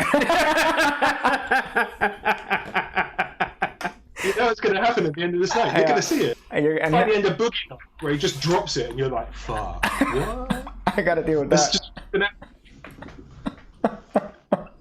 genuinely, I don't know. Like, yeah. I would, okay, funny enough, this ties into my next one, because I'm just, you have a lot, I was going to say Jabrizi, just because he's black, but before Please that... get Jabrizi on the show. I watched that fucking Piff the Magic Dragon thing after you mentioned it on the Xavier Spade one. What'd you think of it? Oh my god, it was incredible. I agree that part of it is scripted. But I think everything that Piff says to Jabrizi that is derogatory is not scripted whatsoever. Mm-mm. I think that is just genuinely him giving him advice, being like, "You're a fucking idiot." Yeah. It's incredible how like he's got the fucking rose tinted glasses on, where Piff can go, "You're a piece of shit, and you're magic shit, and you should never come here." And Jabrizi's like, "Oh well, he's giving it to me real, but one day I'll be bigger than him." You're like, "Oh, just actually listen, like just maybe take some of that criticism." I noticed Sankey's better than you. Yeah, Sankey's way better than me. Sorry, I just saw a comment here. Jay Sankey's better than all of us. I love Jay. I love fucking Jay. I would do dirty things for Jay. But okay, so funny enough, one of the things that kind of highlighted that exact point in the Piff thing was when Jabrizi was performing, and he was saying stuff that you watch other videos when he's performing, and it's his normal vernacular, like, "Oh, lock it in your mind," or "It's a regular deck of cards." And Piff, being so advanced when it came to his mastery of magic, I would say, he's aware of these lines and trying to make a point to Jabrizi, saying like, "Dude, be aware of what you're saying." I was. As soon as he fucking handed that deck of cards, he was like, "Look, a deck of cards," and there was this massive pause, and then he went, "Just a regular deck of cards. Have a look," and you're like, "Why would you ever even fucking suggest that?" Yeah. Like, it's one of those pet peeves of magic that I don't know where people learn it from. I genuinely don't know where. Like, if there is a magic video out there that is like, okay, so you're going to get someone to pick a card, but first you want them to know that they're all regular, so please display them. See, these are a normal deck of playing cards. I think it's from a lack of scripting, and not to get too virgin-y here, but not being aware of the effect. Yeah, that's fair.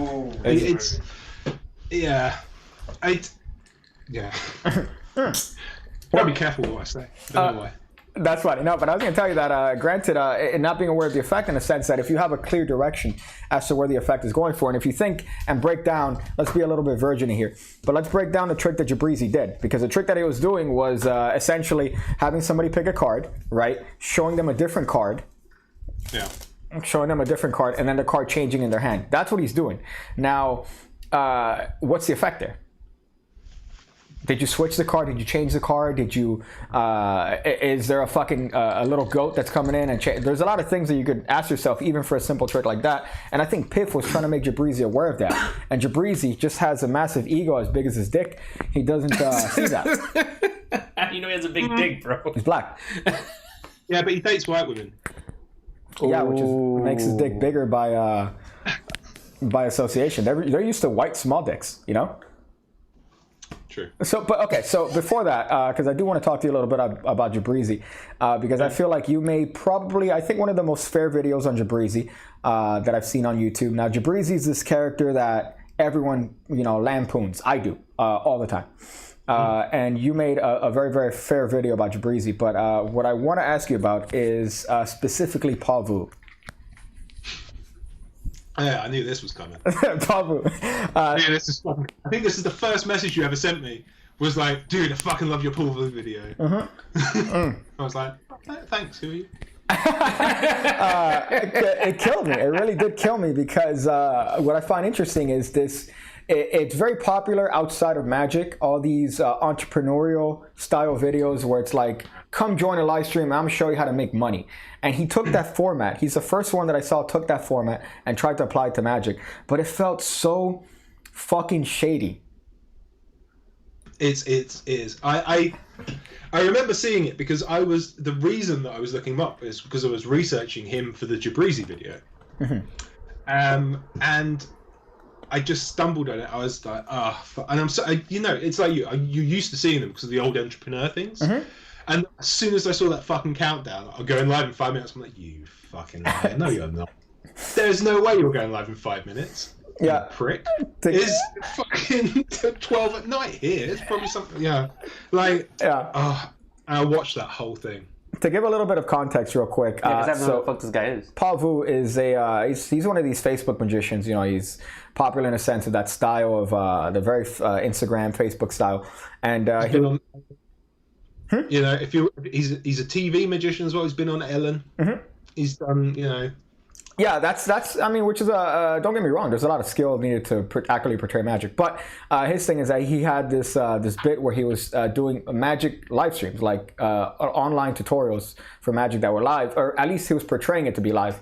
So the favorite video that I saw from Dan's video is he's holding a laptop and he's like, "Oh, great to catch you guys. We're about to go live in 5 minutes. So this is going to be an online webinar here." Yeah, he's doing that bit. Oh, sorry, good to see you there. Let me just hand this off to my colleague. I know you're talking about. Yeah, go ahead, go live. Let me talk to them for a little bit. Is that okay? Do we have the time? Yeah. Oh, we're live. Oh, I didn't know. Sorry, guys. Jessica's going to be filming your comments, so if you want to leave them down below. I'm like, where the fuck's the comment? What are you fucking talking about? How do I leave a comment? I searched that page for a good fucking 5 minutes looking for a comment post. I was like, bitch, I want to fucking leave a comment. A robot called Jessica pops in and is like, "Hi, how may I help you today?" Hi, I'm not a bot. But I found it really funny, that whole bit. And I think that video too was, because I watched the Sankey one, I watched the Breached, and then the Pavu one. And then I'm like, I got to message this guy. I got to, come in contact with this guy because this is fucking phenomenal. No, I appreciate it. I mean, the best thing of doing this, this YouTube channel, has been people like reaching out to me and like I just talking with them. Like another reason that I made the channel is again to meet people and make friends and whatnot of like-minded, like I said before. And it's great when I hate being at magic conventions on your own and you're just there and you're like, they look like they're having fun. Maybe I'll approach him. Oh wait, I'm a magician. I'm not going to do that. And and it's that thing. So like, I've always gone to stuff with someone else because I'm like, this is my fucking crutch. I'm going to lean on you. And then until I get drunk enough to go up to a magician and go, "Hey, want to see my ambitious card?" Show me some magic. And part of doing the YouTube was that if then people were watching, then if I go to these places, maybe there'll be like 2 people there that might recognize me and go, "Hey, you're that weird dude with the beard that does the thing where you shit on people." Yeah. And I go, "Yeah, hi, what's your name? Don't ever leave me." And it's been great because people have been reaching out on email and on socials and things, and like I'm just generally striking up nice friendships with those people. And I talk to a bunch of them on daily. I don't talk to you because you never respond to me, but I sometimes Discord. Notifications. Okay, sure. Listen, man, I'm out here. Okay, honestly, there's 2 things. Okay, so number 1, Discord doesn't send me notifications for that. That's number 1. And number 2, I have a really hard time responding to text messages that aren't from pussy. So if it's like a girl texting me, I'll respond immediately. I'll be like, "Hey, what's up?" If it's a dude texting me, I don't respond. Listen, Pancake. Hold on here, Pancake. We all know that this is a lie. There ain't no pussy texting this magician, bro. This is you. Like I can't remember how many months ago. I remember watching a fucking ham radio where you were complaining at Daniel and being like, "Dude, you sent me like 5 text messages to say one thing." I know why now. Because he wants those notifications to fucking ping through, so you pick up the phone. That's what it is. Okay. Bitch. All right. Yeah, he's doing something that my relatives do. That I will not respond to you if you send me a barrage of 5 messages. My mom could be like, "I'm dying. This is the last message I'm sending you. I'm sorry. Goodbye." And I'll be like, "Yo, I didn't see it." So funny. Like, it sucks to suck, man. Yo, you're dead now. I'll read them out at your funeral. Yeah, should have sent me 1 paragraph. Should have sent me 1. It makes a nice haiku if you do it like line by line. No, I want to punch a puppy. But okay, so you made that Pavu video, which was I don't know if it's your best one in terms of my favorite ones, and like maybe like I have a list of sleight of tongue fat videos. Lovely. Yeah, I did enjoy that one. I just there's too many of them that I enjoy, and the part that I don't like is that it doesn't get that much attention within the magic community in the grand scope of things. What do you? Well, this was very interesting because I'm the same kind of opinion. Like they don't get much traction. My videos average between 300 to 500 views. Like maybe some are on the lower end, 200 and whatnot, right? But on a rough kind of scale, that's what it is. And when the whole Magic Flicks drama happened, we got so many subjects. I did the video, did all the things, and I was talking with one of the guys at Magic Flicks, well, talking to a few different people, and one of them was like, "This has already sent shockwaves through the Magic community." I'm like, "You mean the 250 people that watch this fucking video? That's the shockwave." All right. But you still get attention though, and what's funny enough is that I remember you telling me that because I was talking to you about the whole breach thing, and the video as it stands, it has 854 views, right? And granted, I'm very appreciative of even 50 views when it comes to a video because I never thought I would even reach any sort of an audience. But what I find funny is you get responses from that. So you get response from the actual people in question for a video that has 800 views. You know, you'll have. Normally, it's like I try to go talk to them before I do the video. Yeah, he does due diligence. I every time strongly advise fucking not to. Journalistic integrity, maybe, right? Having a little bit of that's a valuable thing to have. Yeah. It's the thing, when I did the breach video, I was like, I'm going to reach out to Ryan Tricks and ask him the question. My wife was like, don't fucking do that. And I was like, well, no, why? I want him to have his side of the story, right? I want him to say why he did it, etc., etc. And she's like, well, what are you going to do when he turns around and says, don't make that fucking video? I go, well, I'll make the video. And she was like, yeah, but now he's told you not to. So now you're going against his wishes entirely. So now you are like being threatening in that sense. If I make the video and it's fair and it's just and allow him a chance to respond afterwards, then fair enough. But if I say, hey, I'm going to do this video on you saying how you're a piece of shit for selling this, do you want to respond? And he says, don't make that video on me, or I'll sue you, or whatever. He can't, but it's enough to make me go, maybe I'll do a video on Paul Vu again. I didn't reach out to Paul when I did the video, and I kind of, I think it's a really tricky line when doing those videos, because you watch a lot of the drama content or the reporting content on YouTube, and a lot of it is it's very opinion based. This scenario has happened where X has done Y, and I think it's bad, and here's the reasons why. And there's definitely a place for those, and some of my videos fit into that category. But then other times, like when the whole Magic Flicks thing happened, there wasn't enough information. Context. Give a little bit of context on it. So the Magic Flicks situation, for those who don't know, is that Rocco Solano, creator of the D-Lights, well, supposed creator, get onto that. The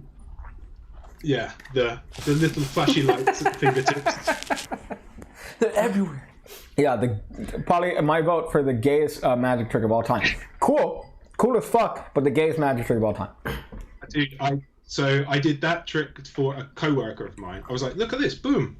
Boom. He was like, dude, how does that work? I was like, oh, you just press this. And then I switched it out for a regular thumb tip and gave it to him. And he's just there going, it's not working. You gotta believe. Switch it. Look, it's fine. What are you talking about, dickhead? There you are. I would fucking hate. I would hate to know you. You would. So the Rocco thing was, he put a message up going, Magic Flicks haven't paid me for my content. I'm not associated with them anymore. And there were two other Instagram accounts that also said the same thing. One of Perry, someone or other, and then some other random one. And I saw those, and I was like, oh, something's going down with Magic Flicks. But that's literally all I knew. It's just, hey, Rocco apparently hasn't been paid. So I'm like, okay, that could be a video, but I don't want to just go, Rocco's claiming not to have been paid. Thanks for watching Sleight of Tongue. Leave your comments and like, subscribe, smash that sub button, and I'll see you guys in the next video. All right, see you later. So I thought, well, fuck it. I'll email him. I might not get anything, but I'll email them. I'll email Magicflix because Magicflix have now released a statement saying we've done all fine. And then they get back to me with shit. And Rocco emails me and says, "This is everything that's happening." And I'm like, "Well, shit." Oh shit. I contact someone else, and he says, "Yeah, this is all happening." I'm like, "Well, fuck." So then I email Magicflix, and I'm like, "Just so you're aware, got all this shit against you. What do you want to do?" And they say, "We're sticking by our statement." Okay. So I go, "Fine, cool, wicked. I'm gonna do this video." So I do the video, and as soon as the video's done, Magicflix are like, "Weren't quite gonna stick with that statement. Let's tweak this a little." And so one of the creators of Magicflix then gets in touch with me and starts talking to me. And so I'm like, well, fuck, now I have this. So then I'm going back and forth. I'm having like 3 conversations with 3 different people, all telling me different things. Now, Dan, let me ask you a question real quick. While all that's going on, do you let them know that you're speaking to everyone else, or is this like, okay? I try to be as fair as when I heard, so part of the allegations was that the creator of Magicflix assaulted Rocco, and that's what I got from Rocco, and that's what I got from someone else who said it's there. And I'm like, okay, well, that's an allegation of assault. I'll go to Magicflix, and that's what I said. I was like, look, someone's saying that you assaulted them. I'm gonna tell that side on my video. Do you have a side you want to say? No, all good. Okay. No, say it, and they go, wow. We do have a story. And that shit's still going on. Like, I got an email from Rocco 2 days ago. Wow. Saying, hey, now this person wants to speak to you because we're still not getting paid. Wow. Damn, dude. Yeah, that's pretty rough. Now, as far as Magicflix was like a Netflix-like sort of service for Magic with individuals doing tutorials, right? It's been recently updated, reskinned, and all shit, apparently. Okay, but people pay a monthly fee to that, and individual creators get paid based on what? Based on how many people watch the video? Yeah, I don't know exactly how that works. I was never really able to get that from people, but the idea was based on how many people would watch your content, you would get paid some earnings based on those views or something. Okay. Another YouTube. I reached out to a few people who were content creators on there. Mm-hmm. One which was oh god, I can't remember his name, and that's really terrible. But the dude who does Real Magic Review. Cosmo. No, Steve. Fuck, I'll get it later. Yeah. But it's not. It's Real Magic Reviews in real, not real. Yeah. I'm aware. I used to have the DVDs that they would mail out. I think in a month, right? No, it's not. No, it's a dude on YouTube called Real Magic Review. Someone's put it in the comments. Maybe. Okay, then I might be. Yeah. So, but he's a review channel. He's released effects and Steve Faulkner. They're on Steve Faulkner. Yeah, that's it. Thank you. So I reached out to him and he said like he's got a little bit. He doesn't know exactly how it works. I emailed Jeff McBride, who's like a big fucking thing. What was incredible about Jeff, and I don't know if this is just because he's a big in with Magicflix, like he's got a thing, but he emailed me like 12 hours later, and the first thing that he messaged was like, I've just watched one of your videos and I really enjoyed them. Nice. I'm like, fuck, why are you watching my content? Don't do that. That's gonna skew everything you say. What the fuck? Then he spent the next 4 paragraphs outlining his recent successes in Magic. I just won this award, and I was honoured to be presented with this award. And sounds like our last guest that we had on. That was great. Yeah. But then he ended it really nicely because I said to him, all of this shit, right? Look at all of this. Magicflix is apparently in trouble. All of this stuff. I know you're a big content producer on it. What's your opinion? And he got back to me and he said a bunch of stuff that I said I wouldn't share or mention his name. Okay. Interesting. Forgot about that bit. No one's watching this stream, Dan. You're okay. Okay, fine. A lot of that. There's a lot of stuff that I talked like that I've investigated into that people have contacted me and go, I don't want to be named. Okay. I don't want to be named. Here's this fucking shit ton of information. But it's incredible that people still, you know, the fact that you reach out to people, you get all the side story, you know, like their opinion or their views on what happened, and you kind of create a picture for everyone. I mean, I think that's impressive. I mean, as much as I do is I just tell people to email me a bio, and you know, that's about it. You know, That's funny. I didn't get that email.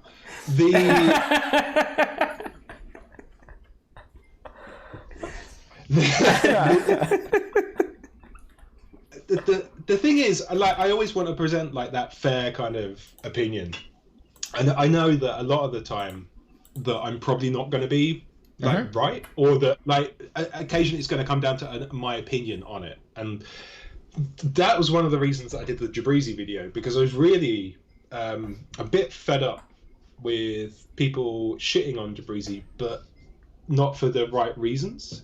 No, like, I didn't mind people joking at him, but it became very obvious to me that when I talked to people, went, "Why'd you hate Jabrizi?" "Oh, he, you know, slagged off Chris Ramsey in a video, didn't he?" I'm like, have you seen that video? "No, but someone told me he's a dickhead and he stooges." Yeah, no, you're absolutely right, and unfortunately, I think that comes with having popularity and notoriety. That people take your opinion as gospel, and they absorb your opinion because you're popular, and they defend it to the death without understanding the context. And what you did in that video was that you humanized this guy that has otherwise just been a running joke in the magic community. And I mean, he appreciated that. He said, "I appreciate the fact that you took the time to know me. My respect to you is above and beyond. I watched every last second of it." Now, granted, you did have... Pretty sure that's the only video of mine he's watched. Yeah, of course, because he's there like... And all contact that I made to him has gone unanswered. So... Wow, okay. Yeah, of course, makes sense. I kind of... Like, when I look back, I'm really proud of that video. I'm really happy with it because of what I wanted to achieve in that video. And it wasn't that I didn't want to necessarily go, "Jabrizi's a nice guy, give him a chance." I wanted that video to communicate, maybe, you know, think about things for yourself, like take things into consideration, you know, look at things objectively. One of the best things, one of my favorite things from that video is that someone left 2 comments in outrage that I would defend stoogery. Let me see if I could find that here, because I'm looking through the video now. This ties in quite nicely, because I think we've talked about it before. Yeah, we're on the same page. Like, stooge, fine. I mean, I'm iffy in a sense, but I think that the problem that I had was Jabrizi not taking ownership of it, and his response was very indicative of his ego. And But the response was the problem, right?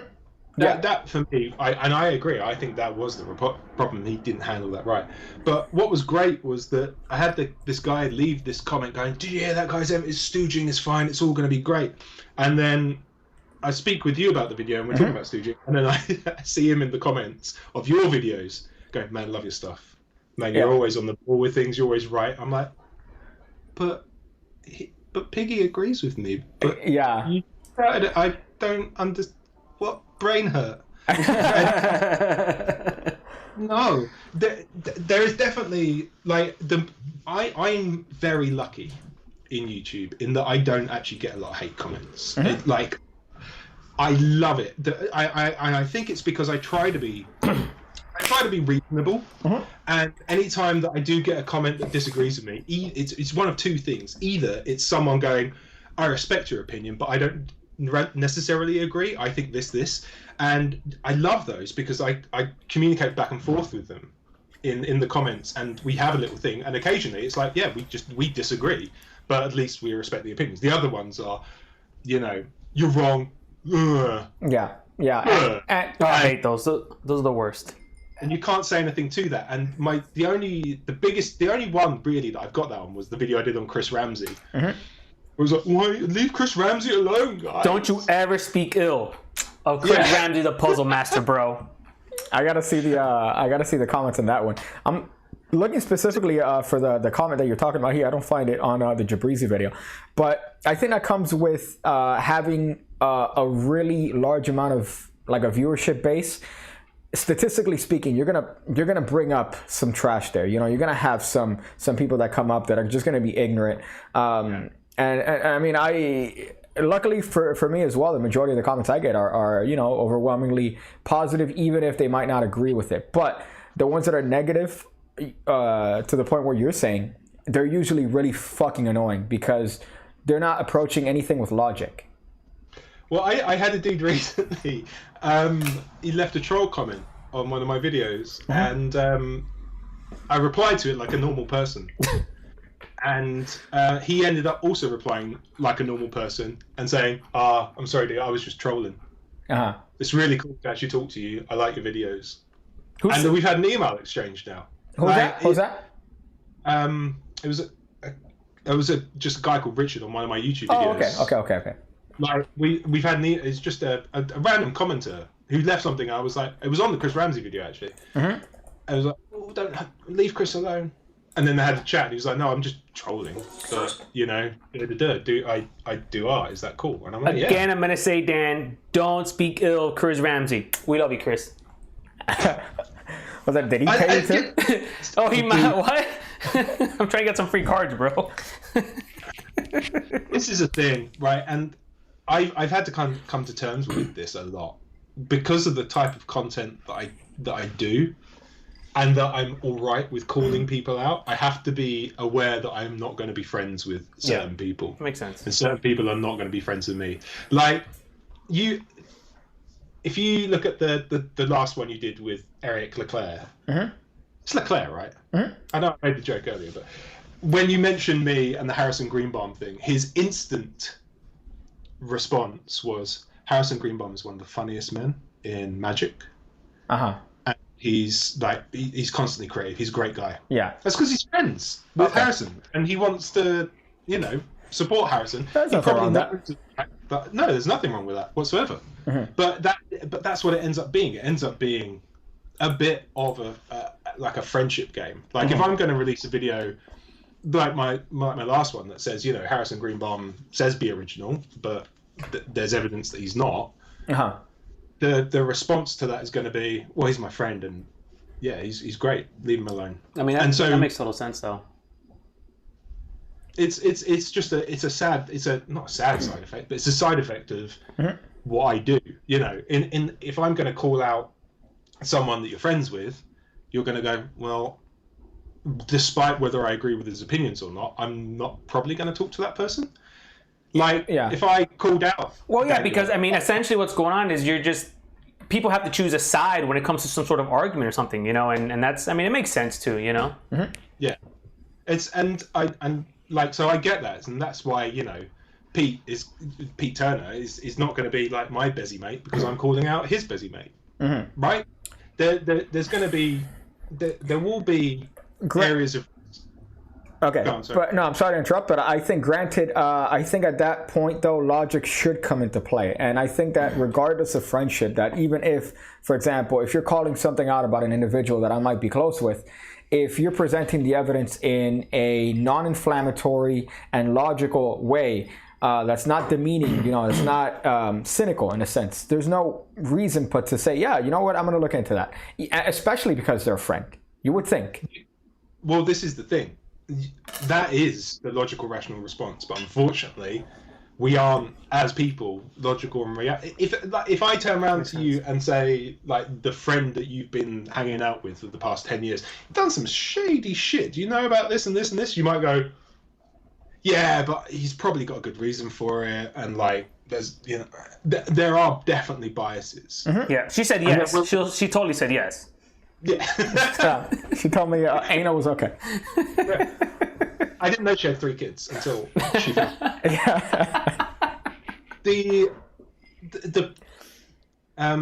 But that's kind of always going to be the side effect of what I do, and it's frustrating to a degree because part of the reason I created the channel is to make friends, but I'm always not going to make some friends because I'll be saying certain shit about them. I'm very lucky the people who have reached out to me. Like, I'm quite friendly with Xavier Spade. He reached out to the Jabrizi. We don't like that guy at all here on this show. That guy is just that Puerto Rican. Daniel's still bitter from when he raped you after you showed him your terrible fucking past. The lovely Tinder pass. Yeah, I heard about this. Legendary. It's legendary. Yeah, now, legendarily, it's the second Holocaust. That is legendary. But that, basically, Yeah. But you know, it's like saying that there does come a point when, you know, you talk to Goebbels and you're like, Hitler's a bad guy, right? And he's like, well, he's really good at cooking. He makes some fucking mean, you know, vegetable lasagna. Mwah, fucking delicious. It's like, when do you stop overlooking people's shit? Like, I talk to people about Lost Prophets. Mm-hmm. That's some fucking bangers. When's the fucking last time I listened to Lost Prophets? Well, probably when that guy got arrested for paedophilia. Yeah. Oh, the Magic Dragon people? What do you call it? Who Lost Prophets? Lost Prophets, they're an... Is that like an old band? Is that what it is? They're a band, yeah. Okay. I was thinking with someone else. Sorry. They may be... Are they a UK band? Maybe they're a UK band. Maybe. I've been getting into Boyzone recently. What? Ireland. What? I don't know if you're familiar with Boyzone. No, I'm not familiar with the Boyzone. What the fuck is No, I didn't say the Boyzone. I said... That would be different. Very different. Yeah, one gets you 25 to life. The other one is a band from Ireland. Yeah. Do you know, what's the name? I think it's Bewitched. The Irish female girl band. One of them is brothers with the guy in Boyzone. Okay. If you don't know Bewitched, definitely look up Bewitched. C'est la vie. Best song you'll ever hear. Okay, I gotta look that up. I've been dudes, bro. Enhancing my music from overseas, but I wanted to just highlight this particular comment here that said, well done for informing them that they have revealed the key to a marketed device. Job done. Why announce it to the world? This seems like a seriously low-life thing to do. Have you accomplished anything other than seeking to raise your own status by demeaning others? Lack of integrity. #rat. The way that you read it, though. I feel like that's how he wrote it, though. I feel like that's the energy and the vibe exactly of how he wrote that comment. That's from the Chris Ramsey video. Which is relatively tame. I mean, I don't know why he sounded like a robot again. Right? Do you hear it? Yeah, it's on his end. You sound a little bit robotic. Let's call you back and let's see if that works out here. But what I like, are you gonna call him back here? Yeah. Okay. What I like about this though is you get some people that they have a fan base that's so defensive of them that regardless of anything, that they're gonna defend them to the death. You know. Let's see if this helps out here. No. Wow, you still sound like Mickey Mouse here. That might be like a bandwidth issue, maybe. Right? It could be the bandwidth in UK. They don't have really good internet over there. Oh, okay. Yeah, you know what it is? They have the... They gave it to all the gun token. They come in with the batons. Can you have them call you back? Yeah. I still can't believe that they don't have police with guns, yeah. Is that... But they also... So I was also reading an article where it's the UK has the lowest crime rates, but it's also because they don't really count a lot of the fucking shit that goes on over there. Dan, are you there? No, you sound like shit, bro. Hold up, don't end it. I don't know what it is, but it's like very... It's like a rap video. Yeah, I don't know what that is. It's... There you go. Yeah. Oh, yeah. Say something? Oh, there he is. Okay, let's bring him back. Now you gotta add the source there. Well, that's fucking weird. I don't understand why it's done that. Like 4 different sources of microphones that we can just cycle the fuck through. So I think it might be a little bit of interference in that case, right? I think that might be what it is. Maybe somewhat. Give it a second. It's his internet. It's your internet, man. What do you think? It's the internet. My internet is sick. I just heard my internet is fucking wow. Yeah, I believe that. But I don't understand why it's causing so many issues, because right now we have tremendous bandwidth here in a Freedom Town. So it might just be I don't know, man. Any reason I get sailed over the internet line in the ocean between the UK and the USA, obviously. Yeah, what I want to do is I want to have some sort of I don't know if you know the internet in Cuba, how that works. There's no internet in Cuba, bro. Well, the internet in Cuba, it's one line that everyone shares. It's like literally one line that everybody has extensions to because they're poor as shit. So Pretty much how my house works. Yeah, In terms of just electricity, just one fucking plug that everything comes from. But as a country, though, so imagine that as an entire country. So in your house is acceptable. As a country, I think that's not how it works. Check, go to local, see if that works. As someone in a...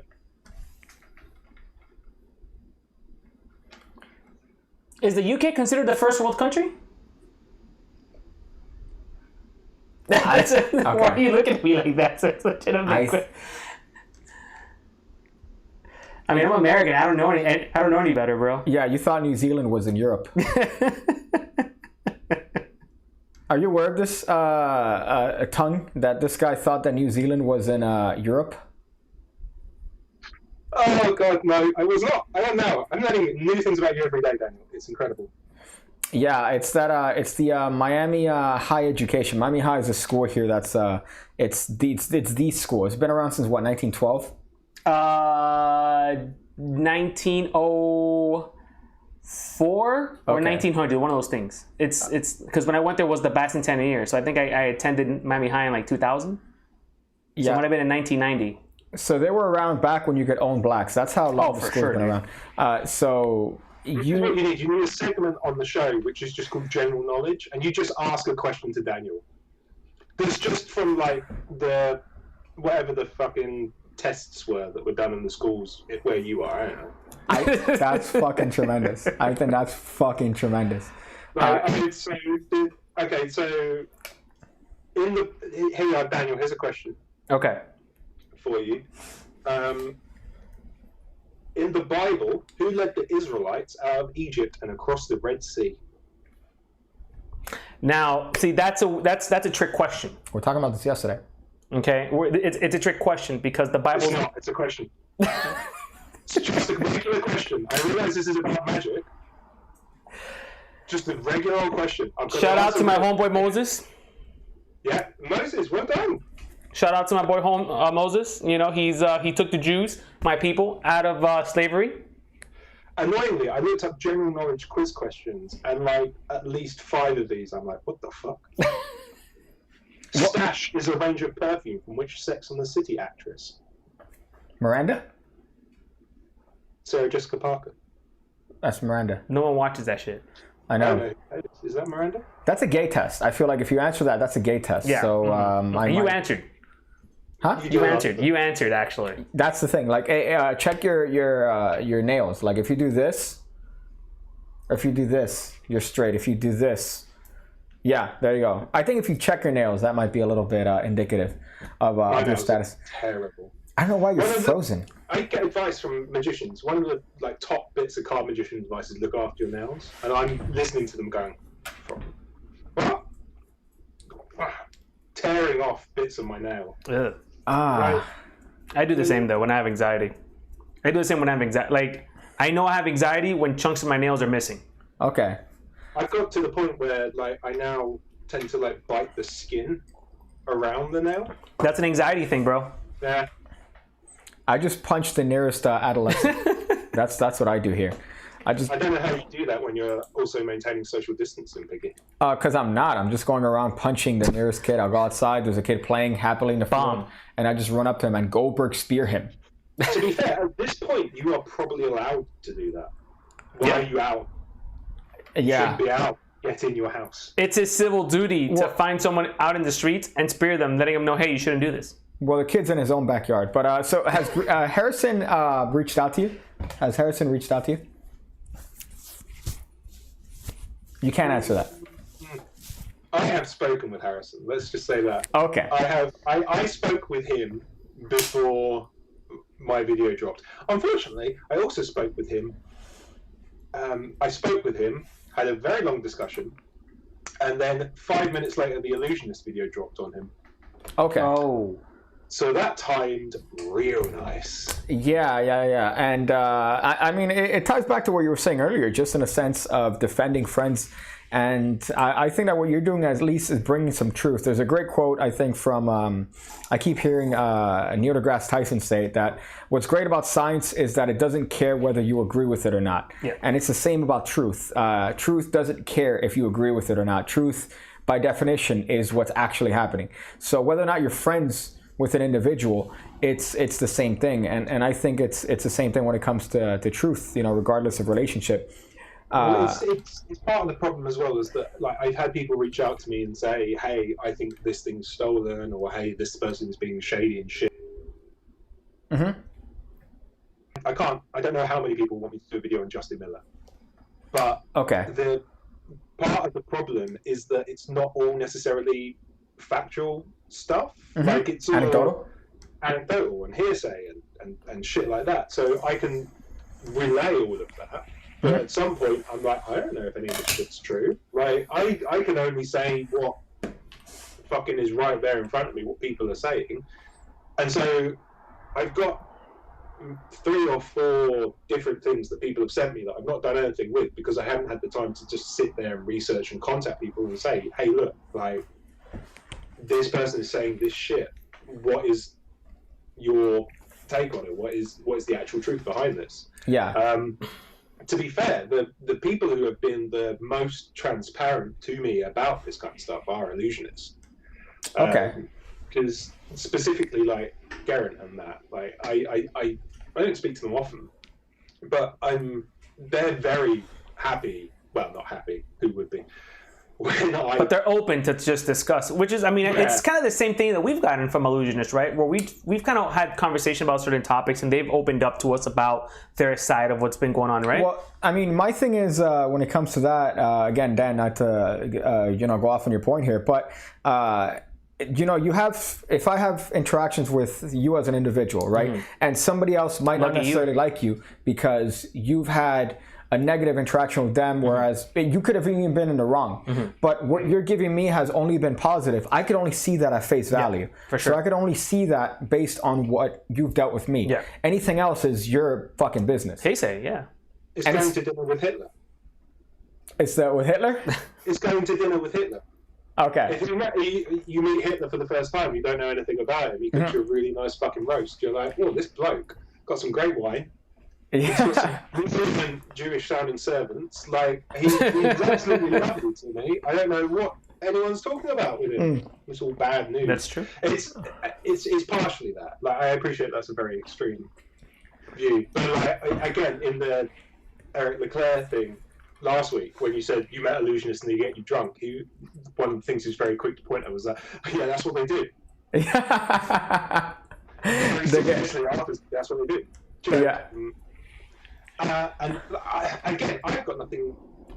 Generally speaking, everyone that I've spoken to and dealt with, I've never had long-lasting negative feelings for. Like there are people in the magic industry who have done shit that I think is easily forgivable. Okay. Or is shit that like is unforgivable, like Jim Pace. You know Jim Pace? No, what did he do? Oh my goodness. By the way, before anything, could you turn your mic down a little bit? I think that right now it's actually too hot. Because every time, listen, for me to say that, I'm half deaf, and every time there's a little bit of a pop, I'm just like feeling like my father's touching me again. I don't have a pop filter. No, it's not that. It's just the loudness now, because I think when you change mics, that's perfect. Say this sentence. Say Jim Pace was accused of molesting young boys. Okay, let me hear that. Jim Pace was accused of molesting young boys. Okay, that's what he did. He's in jail for sodomy, massive sodomy, and I have some wallets that he made, which is great because they're great wallets. The thing, like, there's a UK magician who's accused of who's on the sex offender register list, right? Wow. Okay. Ooh. And people know about it. I only found out about it because he was going to Blackpool, and a load of people went, "Oh, I can't believe this guy's going to show his face." Da, da, da. And I read into his story, and his story was that he was texting with a 16-year-old girl that he didn't know was 16 at the time. As soon as he found out she was 16, he turned himself into the police. Mm-hmm. Okay. And the responses online are, once a nonce, always a nonce. And you're like, well, there are sides to a story that you need to know. Like if someone's fucking a 4-year-old kid, then yeah, there's a fucking problem there somewhere. Somewhere. Yeah. But there's extenuating circumstances. Exactly, context. Context and is everything. there are magicians who have done shady shit or just shit in the past that can easily be brought up, and you're like, but is it relevant to bring that up? In some cases, yes, it fucking is, because those people are still doing that shady shit. Not to cut you off, but I think you just made a fantastic point. Is a lot of people will bring up something just to bring it up, not understanding, pero do you need to bring it up? Why are you bringing it up? You know what I'm saying? Some people just want to do it out of malicious to be a piece of shit. Trump card, I just broke something. Good magic trick, bro. I pressed the table and the shit fell apart. The thing is, it's 100% that. But like, there's a magician who has, and I won't name names, but there is a magician who's got a record of sex offendery, and I'm like, well, it's not a problem. That's their personal bit, whatever the fuck. But then people have reached out to me and been like, did you know about this? I'm like, yeah, I know about it. What the fuck? And then like, well, he's still doing some shady shit. And I'm like, yeah, but how am I going to relay that on, a platform like this to be accurate about it? I'm going to then have to talk to that magician and be like, what's the shady shit that's happening? And obviously there'll be, oh no, nothing happened. Then I have to start reaching out to, imagine like someone got, and this hasn't, so I'm just going to use this as complete fucking conjecture, whatever. But imagine if there's a magician and he's accused of raping some girl, right? But the only accusation is a friend of someone saw it happen and she was crying afterwards and he was like, he fucking raped her. If I'm going to look into that properly, I have to contact that fucking poor person. Yeah. And be like, look, I heard that a magician raped you. I'm really sorry about that. Could you tell me his name? What happened? It's like, no, why would you make them? If it's that big a deal, they're going to, bring it up to law, hopefully. Yeah. And so there are little things that people bring me that are like that, and I'm like, dude, I'm not fucking touching it, because if that is an actual crime that is happening, then something needs to happen on that end. Like, I'm not going to fucking solve a crime on my YouTube channel where I go in a fucking bathtub in my suit. Like, I am not the credible witness you want on the fucking stand. Yeah, I'm making a thumbnail, like a thumbnail, like, you're not gonna believe who's accused of this crime. Like a very clickbait. You're not gonna believe who this magician killed. Yeah. No, but you're 100% right, and I think context is definitely very, very important. And it seems like people just, throw things out just for the sake of trying to.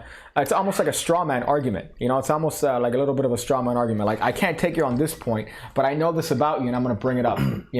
And I mean, I don't know if you consider yourself a little bit of a journalist in the sense of what you do on your channel, but I think you might be. I think so. I think journalist is possibly too strong. Investigator. I mean, I just think that what you're doing is you're investigating as accurately as possible and trying to get the truth. And it's hard to get that truth with anecdote and with bias and with opinion. And I think you're doing a wonderful job in that. No, I appreciate that, and it is sometimes hard. Like I took a break after the whole FU2 thing because that was a fucking nightmare of. People being like, side with me. You have to side with me because I'm the right one. You're like, well, I don't know if you are. Yeah. And then you talk to the other side and you're like, well, you're a cunt and I don't really like you. Well, it's also hard to maintain friendships, man, because in that case, I'm not gonna associate with you because you associate with this individual. But it's like I have a relationship with you and I appreciate you as an individual, and I also appreciate this individual. Now, whether or not you've had some sort of problem with them, that's not my business. That's not my prerogative, So I see them both at face value. Once you start getting into that muddying waters thing, it does become, very difficult. And I think, magic conventions is probably where it fucking peaks, which is then where all the drama fucking escalates from, because you're like, we've seen it firsthand. Hey, I'm gonna be with this friend. I'm gonna hang out with this friend. Friend. Oh look, here's my other friend. Oh. Where are you going? We saw my other friend. I mean, we're not going to name names, but we saw someone that we mutually were hanging out with who was friends with both parties that were beefing together, and he would have to split his time up with both people, with both parties. Remember? Yeah, it was fairly odd in that sense. And Yeah, at the end of the super day, I mean, not to add my own self here, but at the end of the day, I ended up being a man bun faggot. So that's what I was called by this particular individual, which was great. And you and that man on his I'd say Justin Miller on his Instagram called me a man bun faggot. If you weren't going to say it, I was. Yeah, but what I love is that I mean, did I tell you about this whole situation? I know bits of it. Yeah, I don't know like the full story. Well, it was quite funny because Justin was beefing with certain magicians there, and the interesting part is that he was shown a picture because he was saying, hey, there's this guy going around wearing a pink sweater or a pink jacket bothering me and recording me, and they're making fun of me. And funny enough, Daniel was showing I showed Daniel because one of the videos that I took of him, as I'm recording, I see him going up the escalator. So I could see how he thought that maybe I was recording him. So it makes sense in that point. But what ended up happening is that somebody showed him a picture and said, hey, is this the guy that's recording you? A picture of me. And he said, no. And then afterwards, on his Instagram, that's when he posted like this man bun faggot was going around recording me, even though he said himself that it wasn't me. And I actually met him. I shook his hand. I said, I'm a big fan of your work. And even after that, he still went on his Instagram and said, this guy was following super me. Super weird, right? This guy was recording super me. Weird. This guy was harassing me. And I'm like, I wasn't. Well, the thing, like that whole thing, right? That whole thing with Justin Miller. Yeah. Like, Eric Leclerc got involved in that. Yeah, as well, I was because he messaged someone and gave them Justin Miller's phone number. Yeah. And told them to message him saying like some form, I don't know, fucking I love cock or something like that. Yeah, which is fine. And then but then the kid who messaged was just like, oh, like I've really insulted someone. I don't know why I've done that. I'm really upset. And it's like you kind of go, oh, funny prank, or you go, oh, actually not great. And I don't know, like it's shit like that where you go, yeah, well, there's an opinion somewhere. Like I don't like either of the parties any less because of what happened, because they're just fucking around with each other. Just makes it look like a bunch of kids, bro. A bunch of adult kids fighting over dumb shit. You know what I mean? Especially magicians. On top of that, like, come on, man. That's the worst part.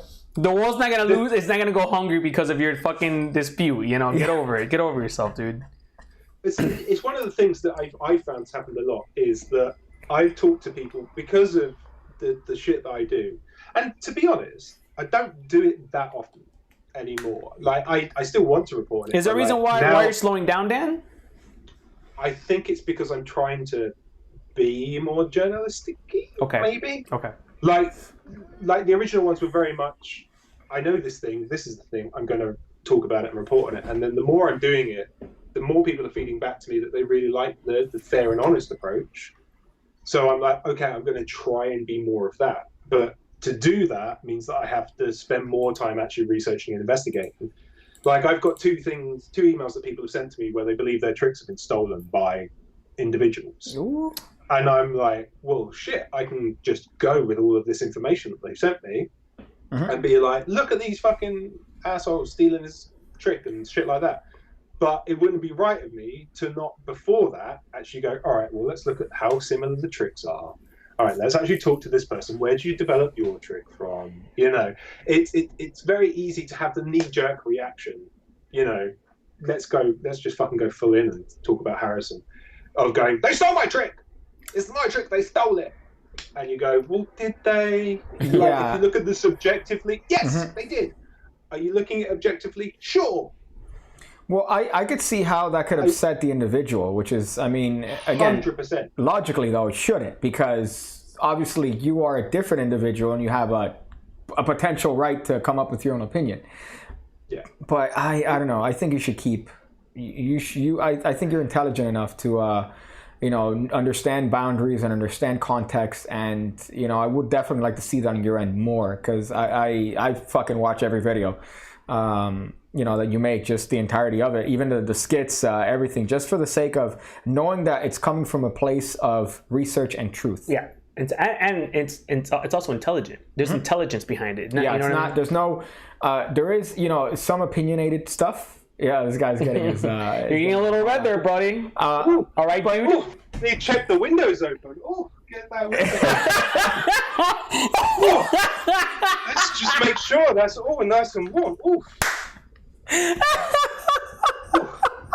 motherfucker, Sorry, guys, bro. a little warm. Is that a banana hammock? No. Okay, all right. I thought that was an actual banana hammock. I was about to lose my mind. Well, luckily now that I actually could see your actual dick, just virtually blow you more. But there's literally a pair of socks on the table. I was like debating. Oh my god, this fucking guy. that's fucking tremendous. I don't want people to necessarily know it's a micro penis, but like we'll see how the drinks go. But unfortunately, you're always walking on eggshells, and that's the problem with what you do. And you're right that what you're doing is essentially you have the possibility of burning bridges. You know, you do have that possibility of burning bridges, but I think it's worth it. It's worth it. Like, the skits and things that I do, I really enjoy, I didn't realize people were doing skits, like magic skits, before me. I looked into it, I didn't find it. It's only after like I went through a bunch of Chris Ramsey videos and saw that he did some, and I was like, they're all right. They're not what I would do, but they're all right. Oh, hail Chris Ramsey. I'm sorry. I'm a Just fanboy. name drop. If I name drop him enough, he'll find this video. He's a YouTube fanboy. search algorithm, innit? I don't think that's the way it works, especially with this channel that I think we're already on the blacklist. But what just in terms of your own videos, which is the one that has surprised you the most in terms of looking into, like in terms of doing research? Which is the one that you've said like, fuck, I was not expecting this? Probably the Magic Flicks thing. Okay. I mean, the majority of the stuff, as fucking simple as this sounds, when you look at it, you kind of go, this is probably what's happened, isn't it? And then you look into it and you go, yeah, someone's been a fucking idiot or run their mouth or whatever, you know. It's like, it becomes obvious as to what it is, right?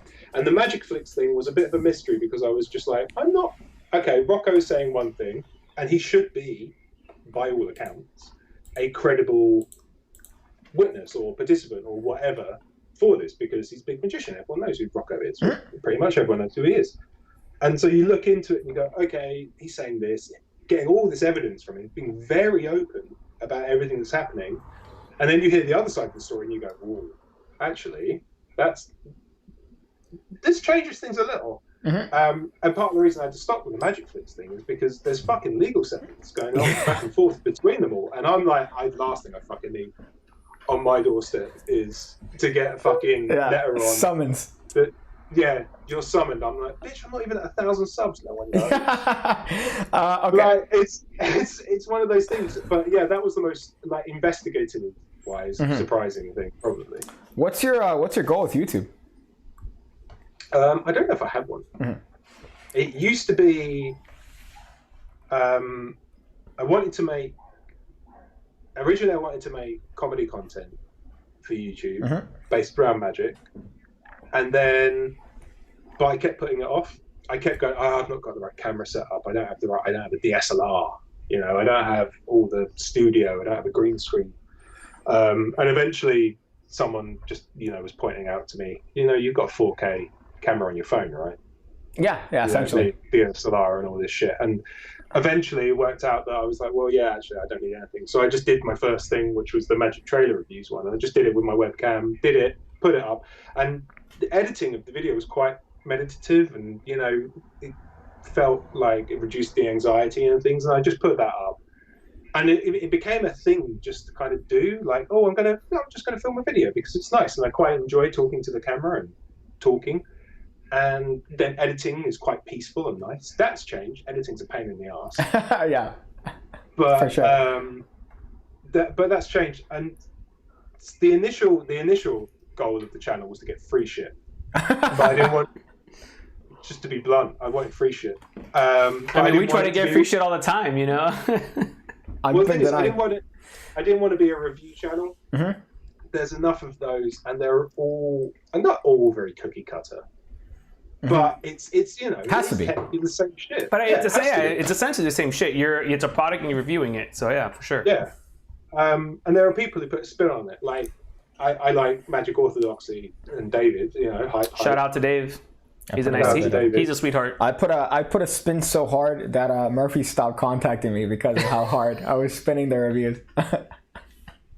But again, this is the thing, right? Because again, in doing the content that I do, Magic distributors aren't going to have any fucking interest in me. Well, certain ones.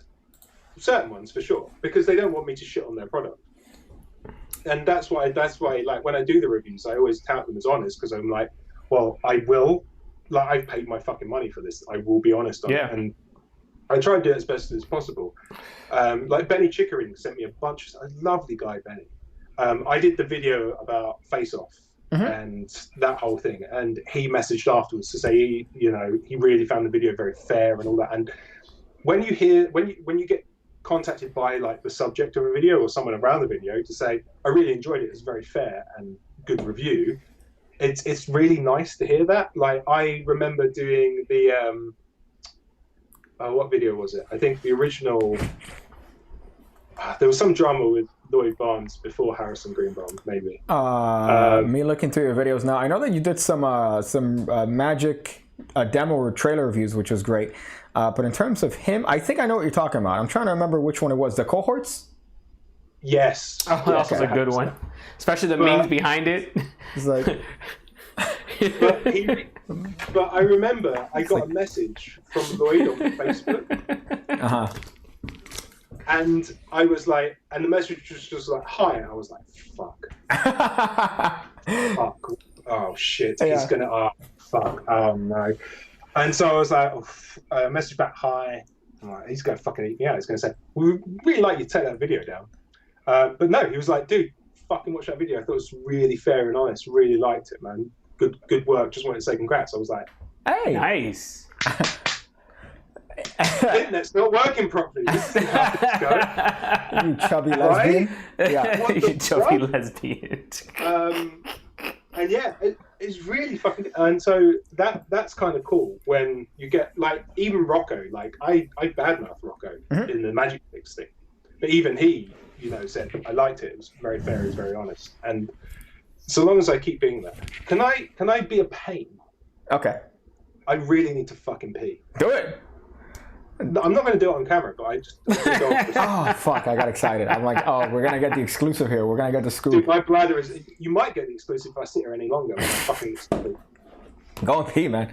That's so let's jump back here to this one. What I love that's I think the most about Dan is his he does have his opinion in it. He does incorporate his opinion, but I do think that he's presenting everybody fairly, which is something that doesn't tend to happen within the community. What tends to happen within the community is it's a lot of ego and a lot of bias and a lot of self-aggrandizing. Like, look at everything I've done. Like, my opinion is all. It's the word of the land. Yeah. And I think people need to understand it. At the end of the day, they're doing fucking tricks. They're doing magic, and it can only go as far as what your credibility is, and that's what I hate too. I don't enjoy this for me personally.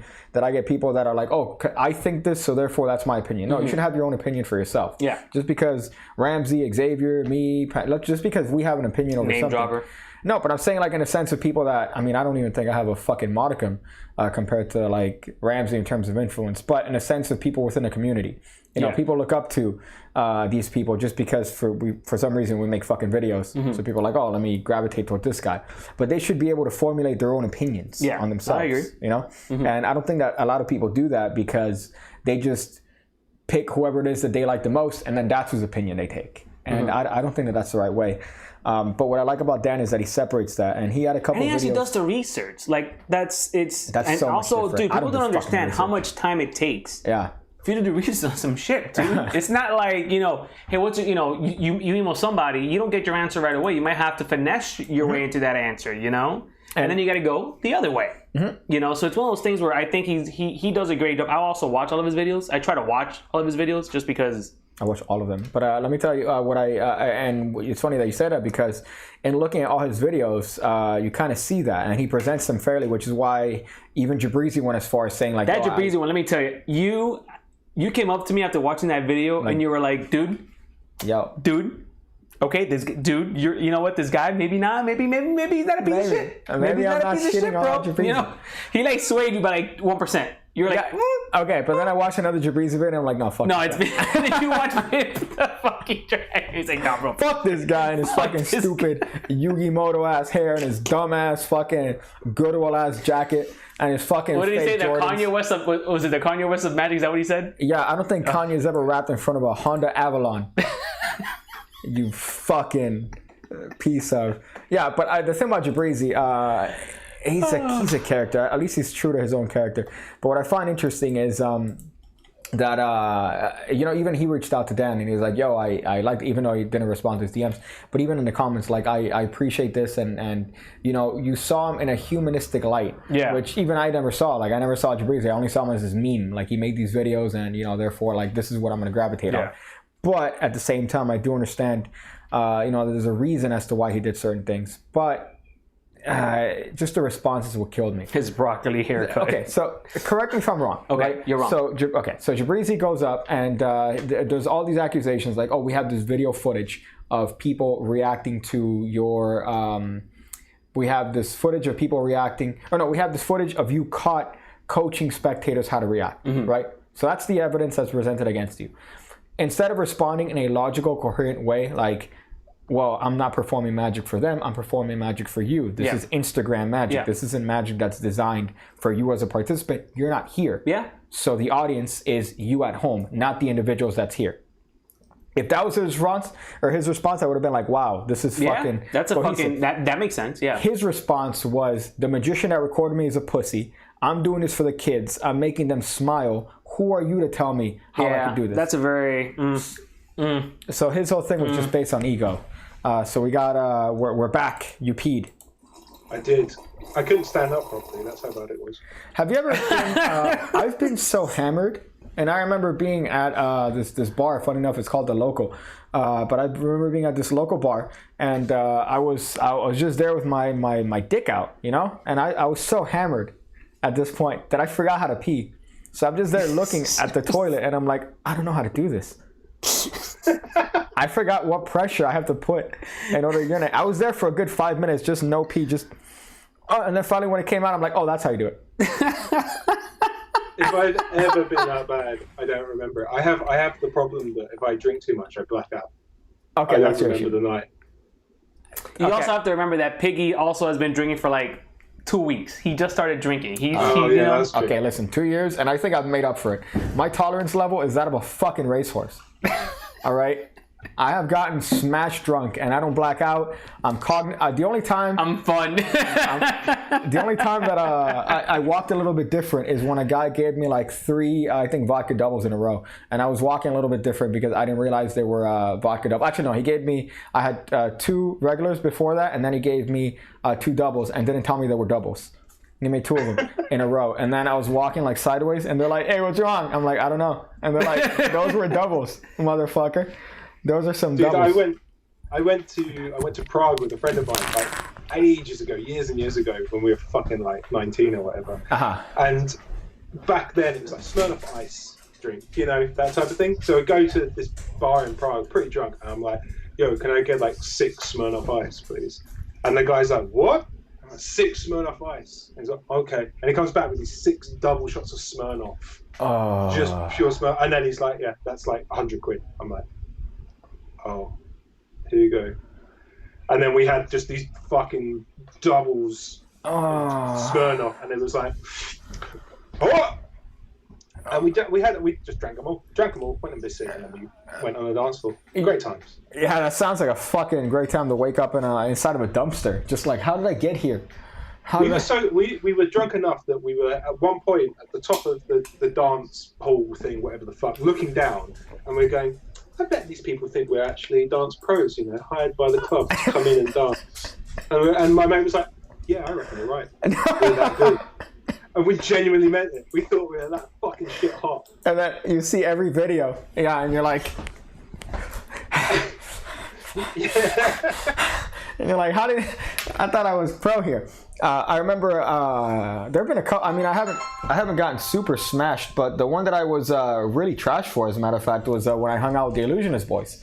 They got me hammered. Like, they were giving me, here's whiskey that was aged in a barrel on a ship. I'm like, yeah, let me try that.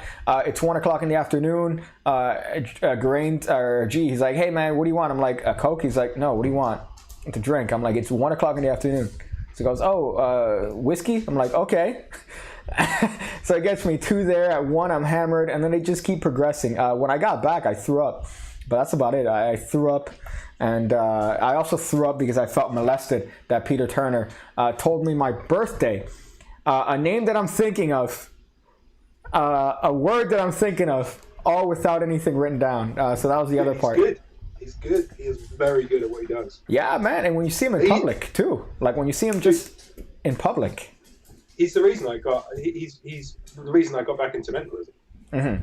Like I remember seeing one of his. I think one of the first releases that he did, which was like just a filming of a lecture that he did at some event, and I watched it and I was fucking just blown away. Like just calling out star signs from the audience. Mm-hmm. Yeah, crazy shit. And like doing shit, and I was just like, what? This is incredible, and like. Looking at that, I was like, "That's what mentalism should be. That's what that shit should look like." So yeah, like I remember, not the Blackpool that I went to with the headlock, but a few years before that, I went and I remember I met Pete Turner. I was like, "Dude, I want to buy you a drink." He was like, "Yeah, that's fine." Yeah. So I bought him a drink, of course, and then I fooled him with the trick. But the problem was like I used like a half one-way four stick for this trick. And I did this trick for him. He's like, wow, that's really great. Here, give me the deck. Let me show you something. And I'm like, no, dude, you don't want to use this deck. And he's like, no, just give me that deck. I'm like, no, dude, you don't want to use this deck. And then someone had to be like, dude, it's like a one-way force deck. And he was like, oh, I thought you fooled me with my time stop force. Nice. Okay. And I was like, no, I did not. That's the ad copy for the How to Read Minds was I haven't bought a drink since 2005. That was a funny line.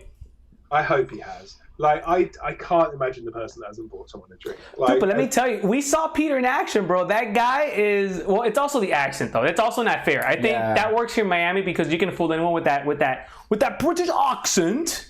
You know, that British accent. You know, right? Thank you. Yeah. Thank you. I'll be here all week.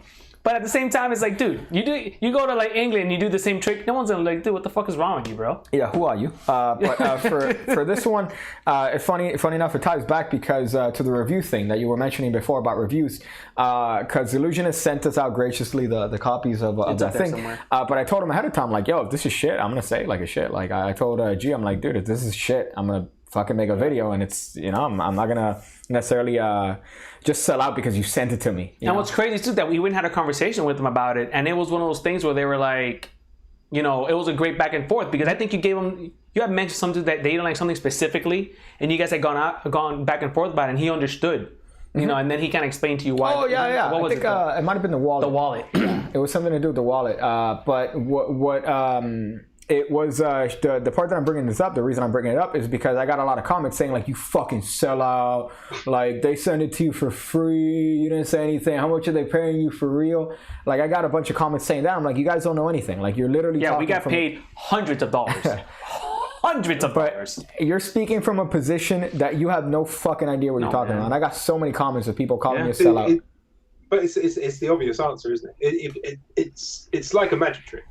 Mm-hmm. Right? It's the equivalent of someone watching a magic trick and then writing, you just stooged them. They were stooges. Yeah. It's the equivalent of that. If someone suspects it whatsoever, they'll just write it. Half of them being trolls, but it is the way, you know. And it's also haters. Nice about, well, yeah. It's also haters. Oh, you guys got the fucking illusionists before the... Yeah, bitch, we got it before them. And what? We got it before them. And what, bitch? So G's like, yo, this is the first one that went out. So he's like, yo, you got yours. I haven't gotten mine. Yeah, bitch. So I'm like, yo, hey, what's up? So that was very nice of him. But yeah, still, you're right. It's the simplest solution, and it's the simplest thing. Oh, they just paid you, or you're lying so you could, they could give you shit. I mean, I wish we were lying about getting paid, right? Like, I wish I was like, yeah, bro, no, man, they didn't pay me. Come on, they didn't pay. What are you talking? Like, I wish I got paid, bro. What are you talking about, dude? My opinion is not worth a quarter, you know. They paid me. The thing is, the majority of the time, as far as I'm aware, at least, like, no review channel gets fucking paid to do good reviews. All they do is get sent a fucking product, and the people are like, review this. And You send the product to them, and they're like, "Oh, they haven't reviewed it." You can be sure it's fucking shit. Yeah. Because it's why literally a few months ago, I was looking on YouTube for my thing, charades, and I was like, fuck, no one's reviewed it. It's shit.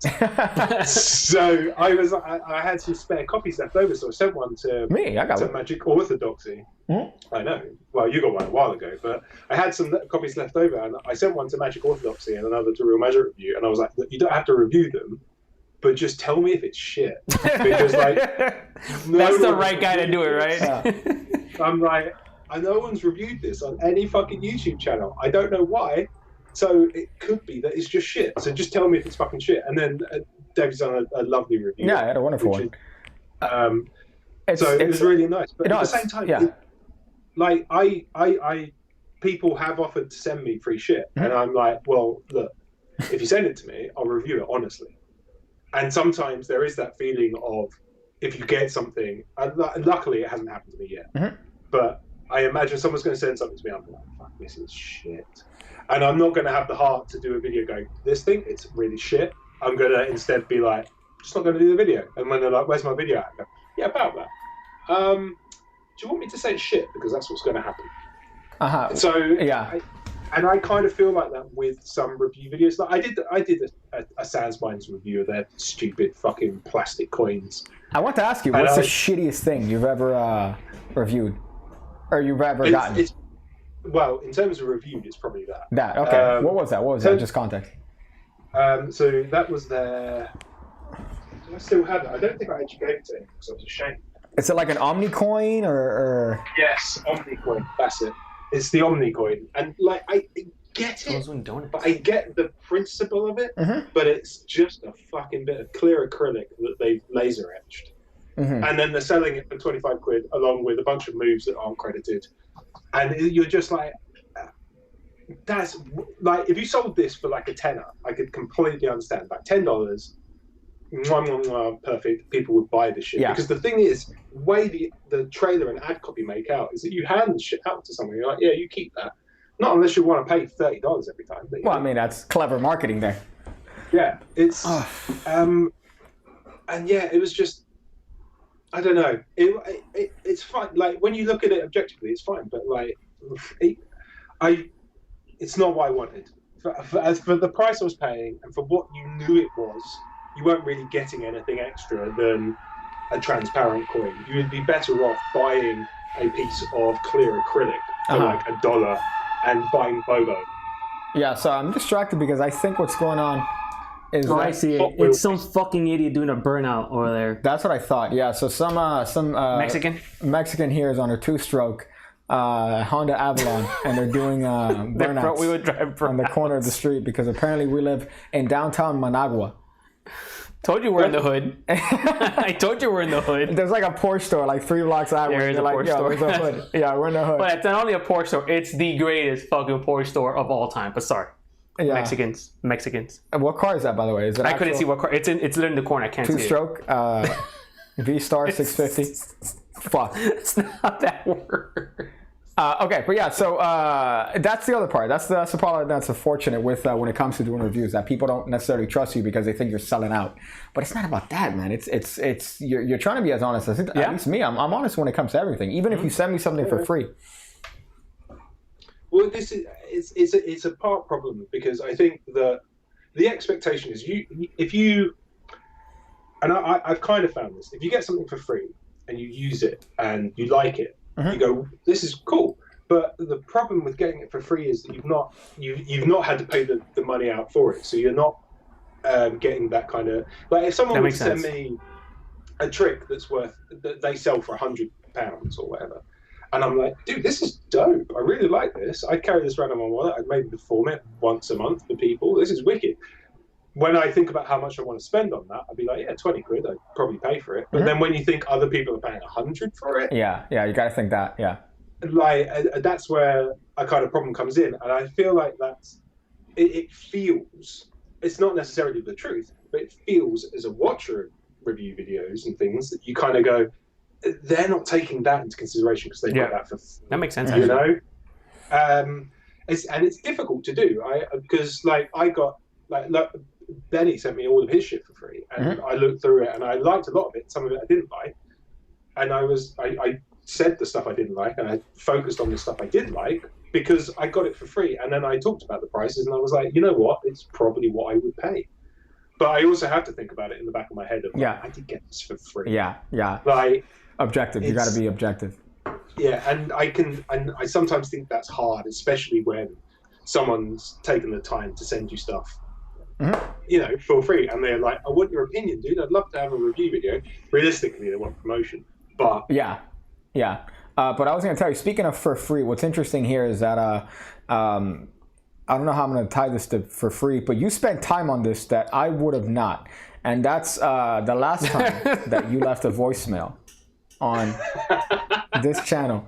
You left a voicemail. That was a great fucking dude. You fucking wrecked me. And unfortunately, you weren't around for the cleanup. Just to give a little bit of context, you had a voicemail where you had Daniel name any card, and he named a card, and the next voicemail predicted it. And then you had Daniel subsequently name another card, and then the following voicemail predicted it. And you had done all this work on the back end to make sure that worked each and every single time. And the amount of time that you spent on that is almost borderline psychotic. yeah, How much time did you spend on that, Dan? 4 or 5 hours. Yeah. Okay. So wow. What I should have done is maybe incorporated some sort of some sort of like bit where I had you pick the card or made it a little bit more realistic. But then you made it so fucking wrecked me. Yeah. Do you have anything? Like, is there anything that I could do? I'm putting you on the spot there's here. a thing. Okay, there's a thing I'm working on. It's not. All right. Okay. So the basic idea would be this, right? So deck of cards. Are those those are the Howling Jacks, right? These are Howling Jacks. Yeah. Ooh, look at you, bro. Whoa. Whoa. Artist. A little bit virgin knowing the deck here. Okay, so if Piggy, if you name any card, and Daniel, you name any number, we'll see if we can do this. So Piggy, if you name any card. Now I feel like you guys are in on this. I feel like somehow now you're trying to get revenge on me, and you're like, let me. How is it on me when you're the one that just told this guy to pick a deck of cards up, bro? You know what? 4 farts. Okay, 4 so farts. Daniel, you say a number. I'm gonna pick a number that to make it seem like we're not in it because we're not in it. All right, I'm gonna give you a number that I would never choose. Okay. 14. Get the fuck out of here. That is not a number I would never pick, bro. There's no meme here. I swear to God, I was thinking of 14 in my head. Ooh. I swear to God, I'm not even joking. We're here, dude. There's no We're meme. here, Okay, bro. so Wow, if bro. I do this, 1, 2, 3, 4, 5, 6, 7, 8, 9, 10, 11, 12, 13, 14. Oh! Yes!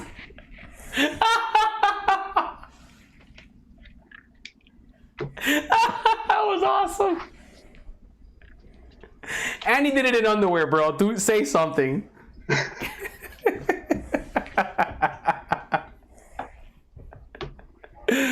Me too. That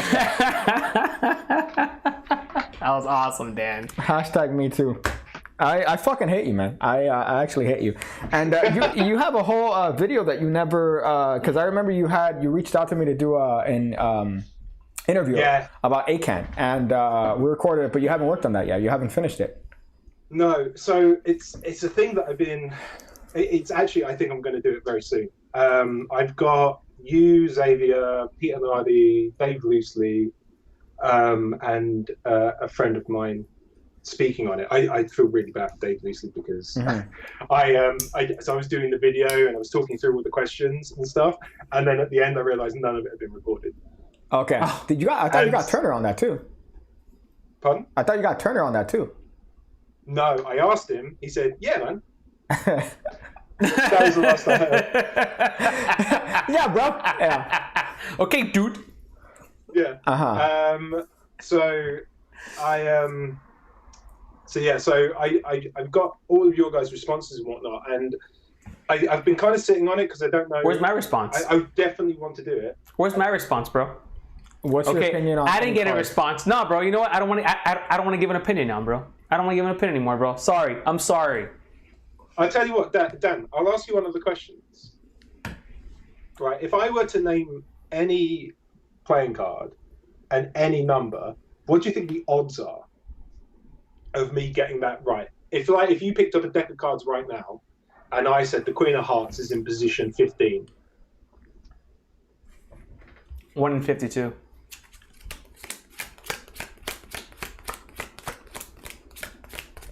Oh, I would have been so great. I would have lost my shit. Okay.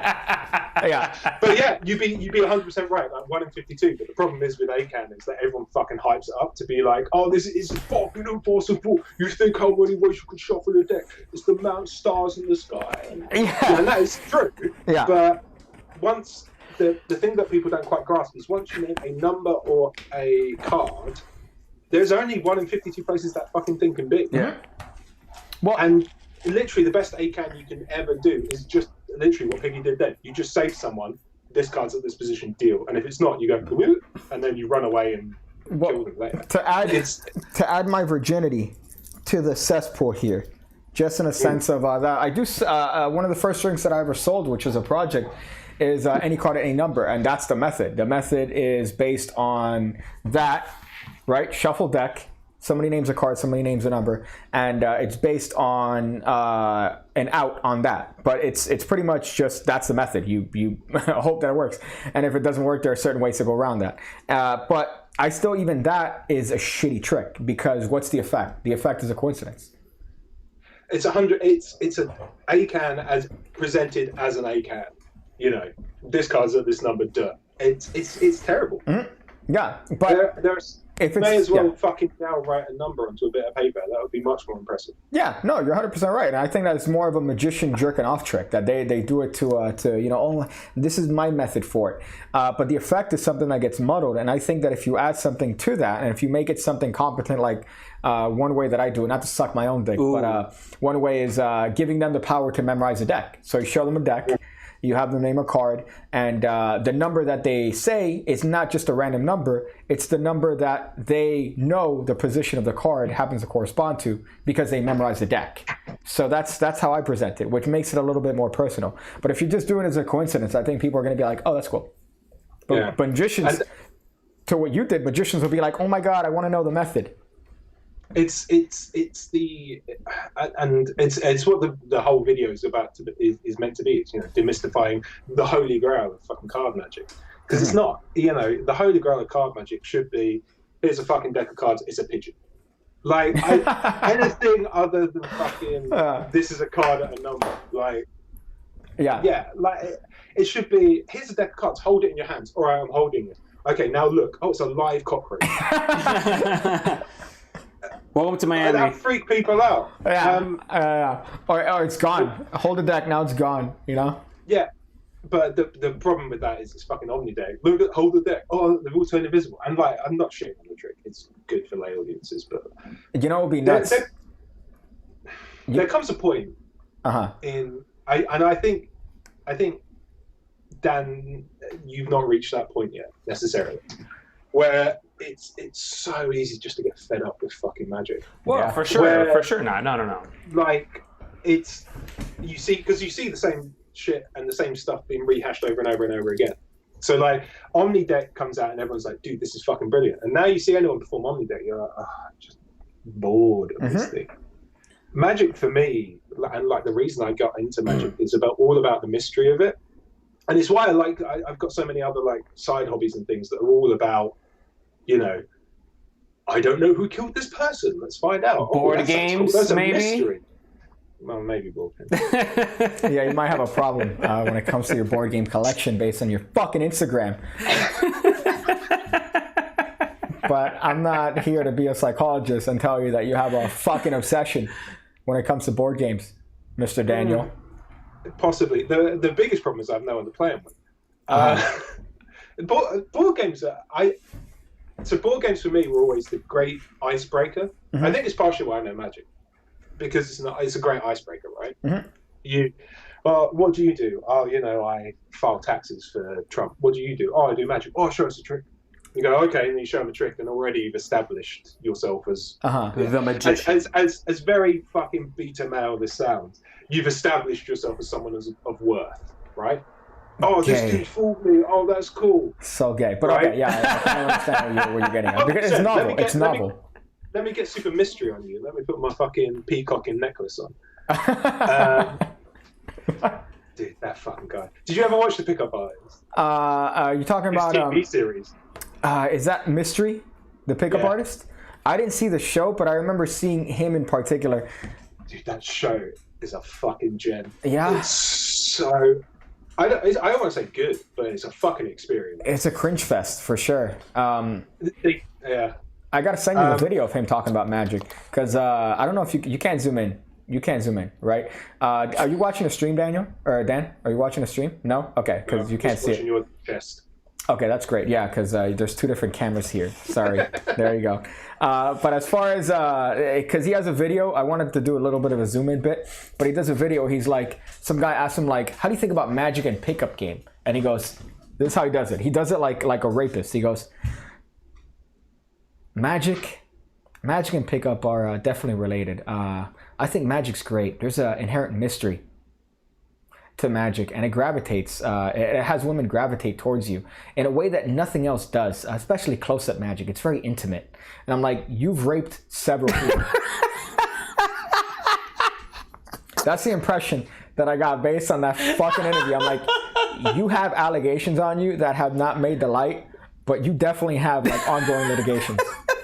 Dude, I read the fucking... I read the game. The Neil Strauss book. The game. Oh...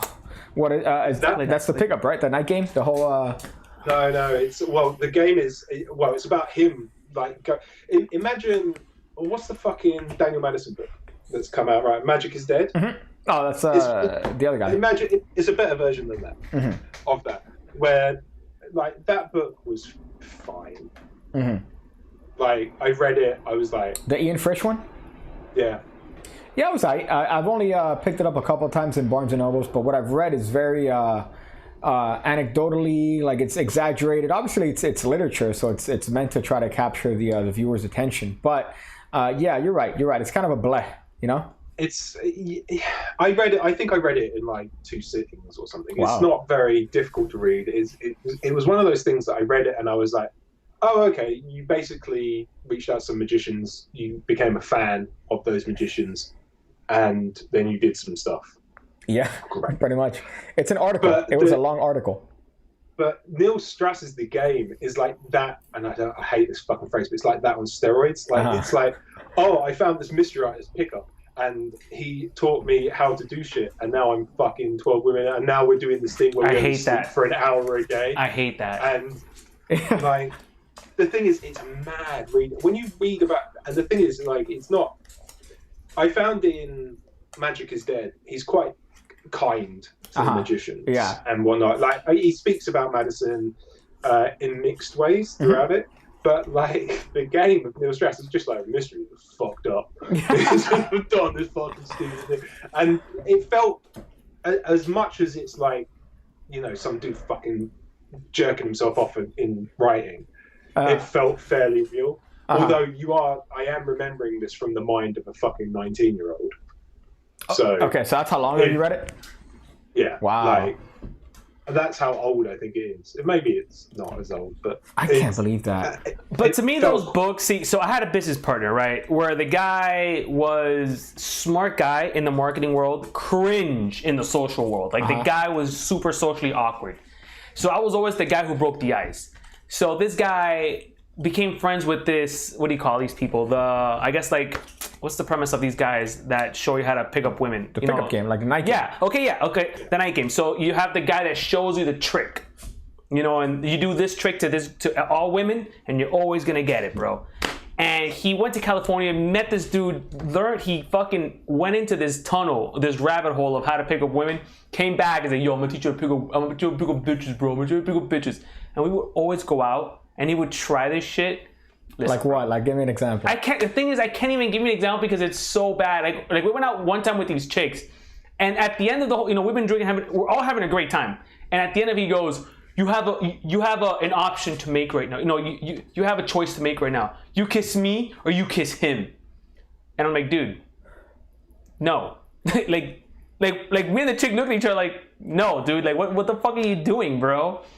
Do you want to hear something disappointing? I got one of my favourite pickup lines from that fucking mystery pickup dating artist video. What's the line? What's the line? Favourite. I'm gonna treat you like imagine you're the girl. Right? Okay, yeah, very easy. So I'll be there. I'll be like, did you know that 95% of women masturbate in the shower? The other 5% sing. Do you know what they sing? What did I say? Oh, you must be one of the ones that masturbate. And then you walk off. That's so creepy. The thing is, right? I never properly used it as a pickup line. Like, I always used it in like social situations just for fun. Every fucking single time, the woman grabbed me by the fucking neck. I was like, "No, I don't. I promise." Okay. So yeah. So then it furthers that interaction. Okay. The thing, I get it. I get what these books are trying to do. Because I guess these books are just trying to get a reaction. The point is to get a reaction, and then from there you start the conversation, right? But dude, there's a billion other ways than just reading the same shit on a like. You don't have to read a book to fucking pick up chicks, dude. It's just about being a social. Yeah, bro. Just fucking talk to somebody. Treat a woman like a regular piece of shit that you treat everyone else. It's gonna work, bro. It's gonna work. Let me find one on Tinder here. On Tinder. That's worked to me here. It's. I find a lot that it's more about. And again, it's a fucking dumb phrase, but in terms of just life in general, it's about proving worth.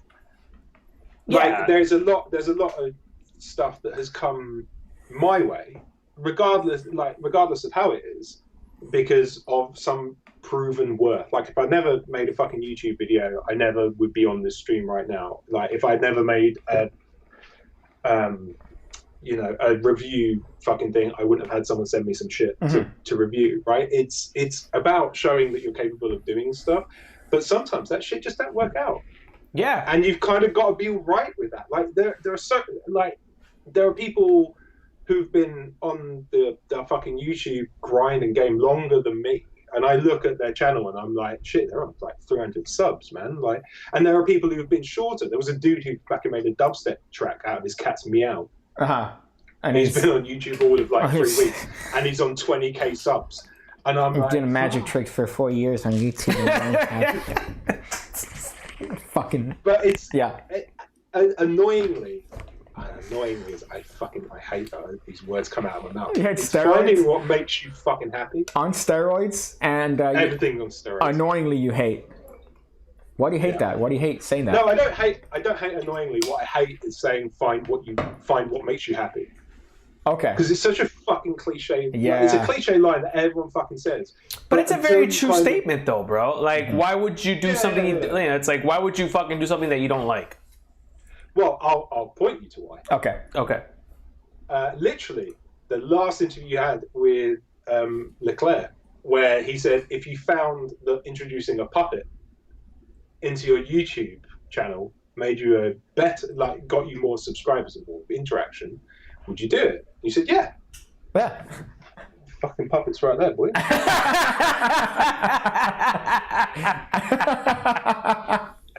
would have been great if that puppet would have just showed up out of nowhere. So it would have been like, hey, Dad, you know? We were fucking dead. Or all my dudes been like, hey, there's puppets right there. But also, hold on, Dan, hold on. But so here's the other thing that's also that I tell the youth, you call it, right? You've been with your girl for 11 years, you said, right? Yeah. 11 years ago, the game was different than what it is now. Oh, very true, yeah. You know, so when you go out somewhere and if you, like right now, God forbid. Hang on. Okay. Are you saying I couldn't pick up right now? No, that's not what I'm saying. Hold on. No, this is what you're saying.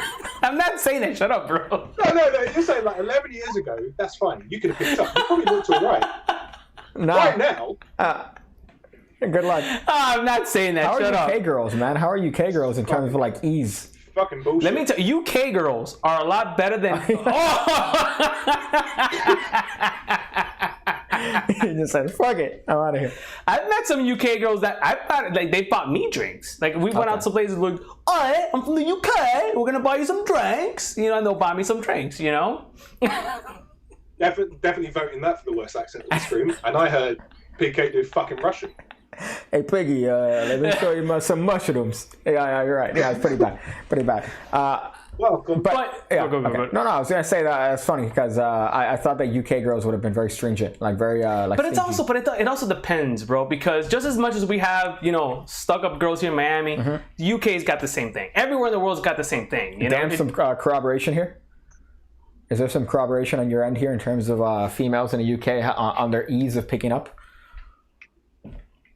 No, I don't know because I've not seen. The last time I went to America, I went with a partial afro, so I have no inclination of how girls respond to men, because all of those responded to me with fear. I said to a friend of mine, you know what? I'd love to grow my hair out long, like I feel like that, like luscious locks. That thing. My hair doesn't work like that. It just goes boom, and I got really stubborn. And I was like, no. Eventually, it will start flowing back down. Unfortunately, I thought the same, but it just gets. Look at that. Look at that. We have a very static-y room right now. Literally, the only thing I have to go on is fucking the film Love Actually, where he turns up and the British accent just gets him the best business. I'm just like, well, you know, if things go horribly wrong for me here, at least I've got that. Would it work the same with an American accent over there? Like if I go over there and I'm like, hey, what's up? Of course it will, bro. We're American, dude. Anywhere in the world, people accept us. They're like, oh, you guys are the greatest.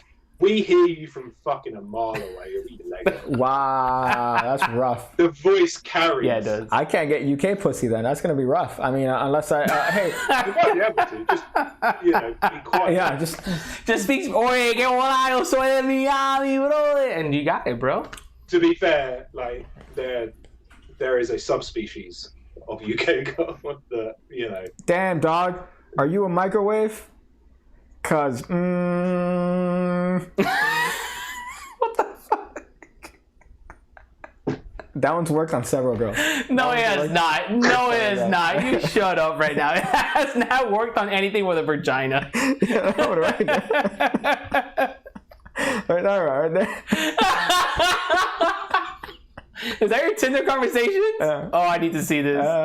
You know what we should do? We should do a segment where I rate your Tinder conversations. No, fuck that. No, I don't want you to see the gross things I say on Tinder. I want to see all the gross stuff. Come here, girl. Everyone wants to see what I'm going to jizz in your ear bowls. So like, yo, what's up, man? Yo, what do you do for a living? I'm out here. I'm collecting. I'm a professional collector of attractive girls' phone numbers.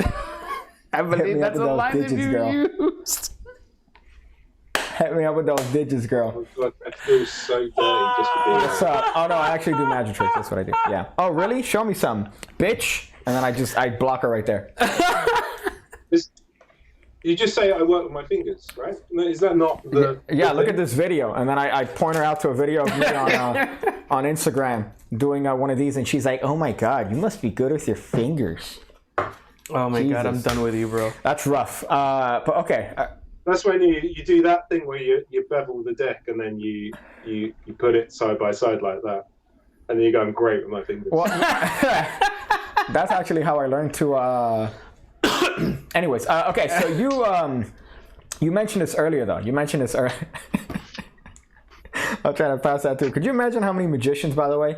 I remember seeing a post on Penguin Magic, like, hey, what are some tricks that I could do to allow me to talk to girls easier? I remember seeing this back in the day as like a forum post. Jesus and it was Christ. obviously written by a prepubescent individual, but the advice that was given to him was just as like fucking bad in that. Now what I wanted to ask you, Dan, is what do you think are your possibilities of getting an actual female doing magic? I was having this discussion with somebody the other day in terms of like being that guy that's like, hey, what do you do? I do tricks. Oh, show me something. Here's a trick. Genuinely higher than you think. Hold on, I'm sorry. What was the question? I didn't hear the question. In a sense of, do you think that it's possible that you could use magic tricks to pick up a chick? Yeah. Dude, I keep telling you this. Hell yeah, bro. I don't think so.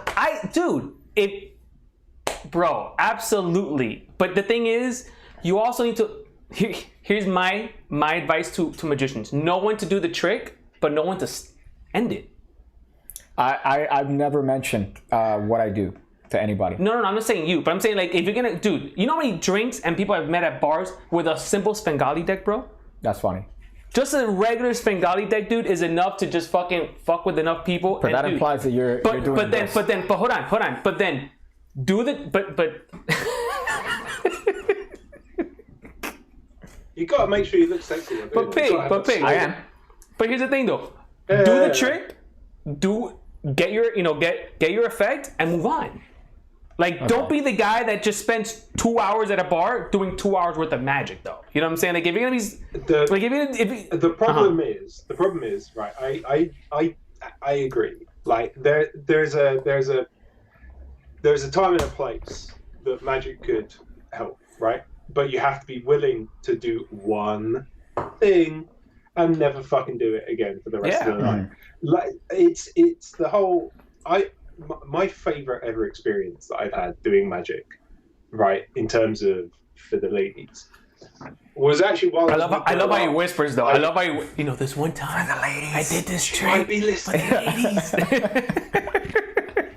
Sorry, Dan. Well, here's the thing, right? I go and meet my now wife with her friends, and I'm there, and she go, "Oh, he does some magic," and I've been doing magic that night because I got nothing better to do, and. Okay. I do a trick for someone, and then one of the women at the table is like, "Oh, do you do magic?" And I'm like, "Oh yeah." And she's like, "Oh my god, show me a trick, please. I really love magic." I'm like, "Okay." And she's really hot, and so I showed her a magic trick. She's like, "Oh my god, show me another one." And I showed her another one. She was like, "God, if my boyfriend was there, I'd take you home right now." And I'm at this really awkward moment where I'm in the middle of a card trick, so I've not yet done the reveal. So I'm like, "Shut up! I need to show you that your card comes back to the top." And also, I'm sat right next to my girlfriend. Yeah. and I have to go. My girlfriend. Found the wrong card then. Whoops! That's the end of the magic. Oh yeah, I do have a girlfriend. It didn't work. I do have a girlfriend. Yeah. And she was like, "Oh, that's a shame." And I'm like, "You are sat right next to your boyfriend who is looking at you right fucking now." Wow. Like, but there are, I think there are definitely circumstances. 100% when you say to someone like, "Oh, what's your hobbies?" "Oh, I do magic." "Oh, show me a trick." Show me a trick. They're like, "Oh my god, that's incredible. Show me another one." You're like, "Oh, well, maybe later. We'll see how it goes." And it's mystery. That mystery is also a good one. What the fuck do you think? What the fuck is it called? It's the mystery of it, isn't it? And that's the whole thing about dating is what's going to happen next. You're leaving this tailing. Oh, I can't think of the grammar. Too many beers. But you're leaving this thing hanging in the air, like, "Oh yeah, maybe I'll show you some magic." Yeah, dude. And so they know that's in their head. And if it ever gets to a quiet point, they're like, "Oh god, show me another magic trick." And you'll be like, "Well, okay, one more." Or you say, "Oh, actually, I've been thinking about something, but I can't show it to you right now. Why don't we just get a coffee?" It's called coitus. Yeah, I think that's what sets the kind of the younger magician from the older ones, because the older ones I think understand that even. Okay, some of the older ones. Some of the older ones. Let's say some people. But all of the young ones, I could say it's like not all.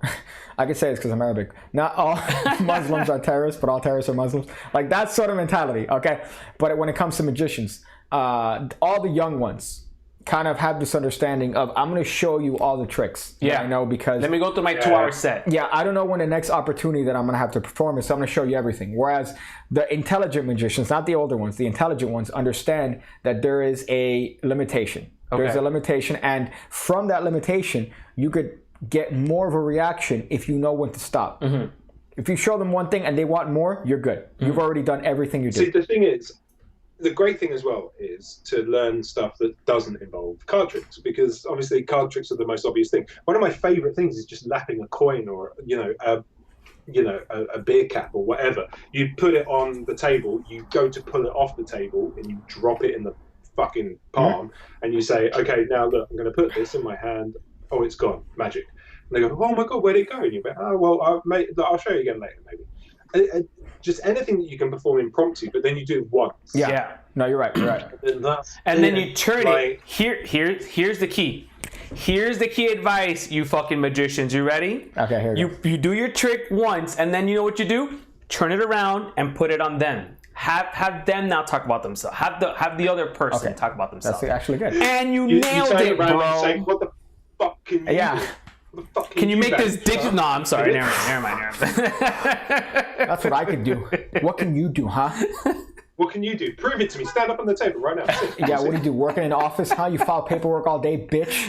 Prove your work to me. Have you seen, not to get too virgin, but have you seen this Al Schneider thing? Where he does this thing? There's like a coin on the table, right? And he does this. And it's gone. And then it's... Actually, goddamn, you got me. I got you? Goddamn, you got me, bro. I know, have you seen that thing?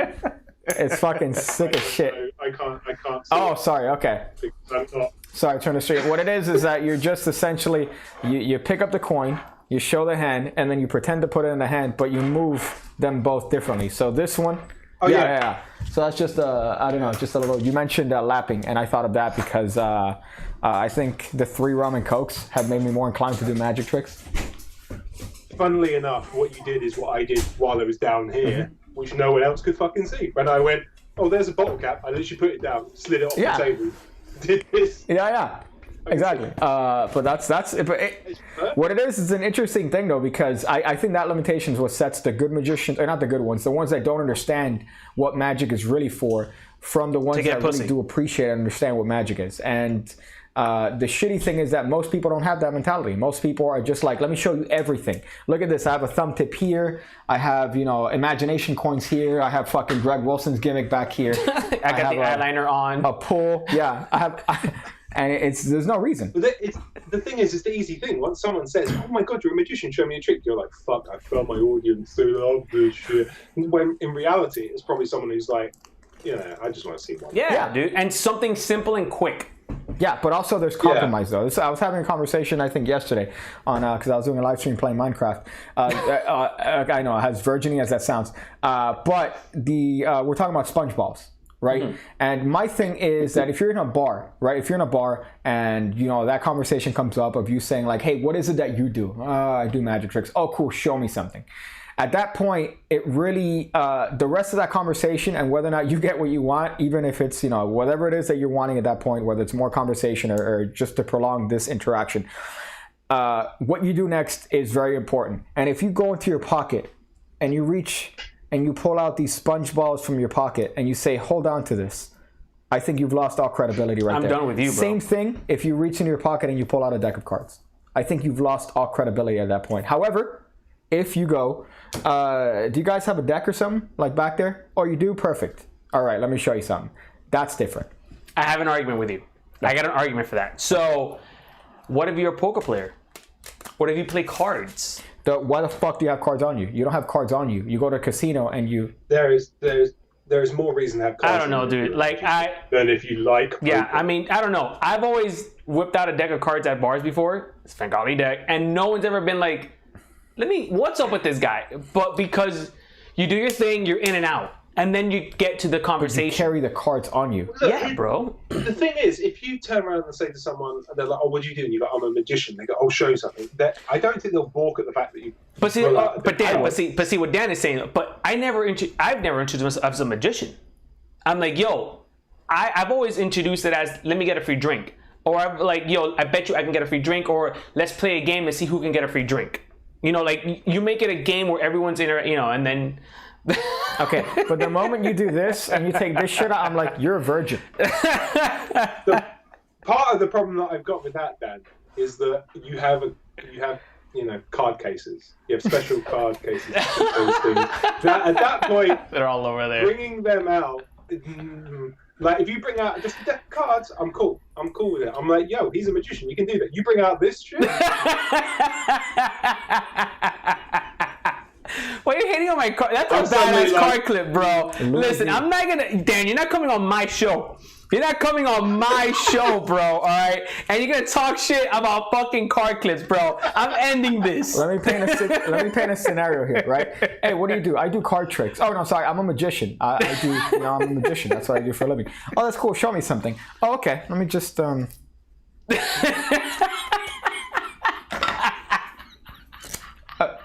If I'm that female, I'm like, excuse me. Actually, I'll do this. I'll just... and just walk away. Like, I'm not gonna do that shit. But if I'm a female that's using a little bit of logic, yeah, dude. did you just take out a clip for your playing cards? Hold on, bro. You fucking virgin. Hold on, bro.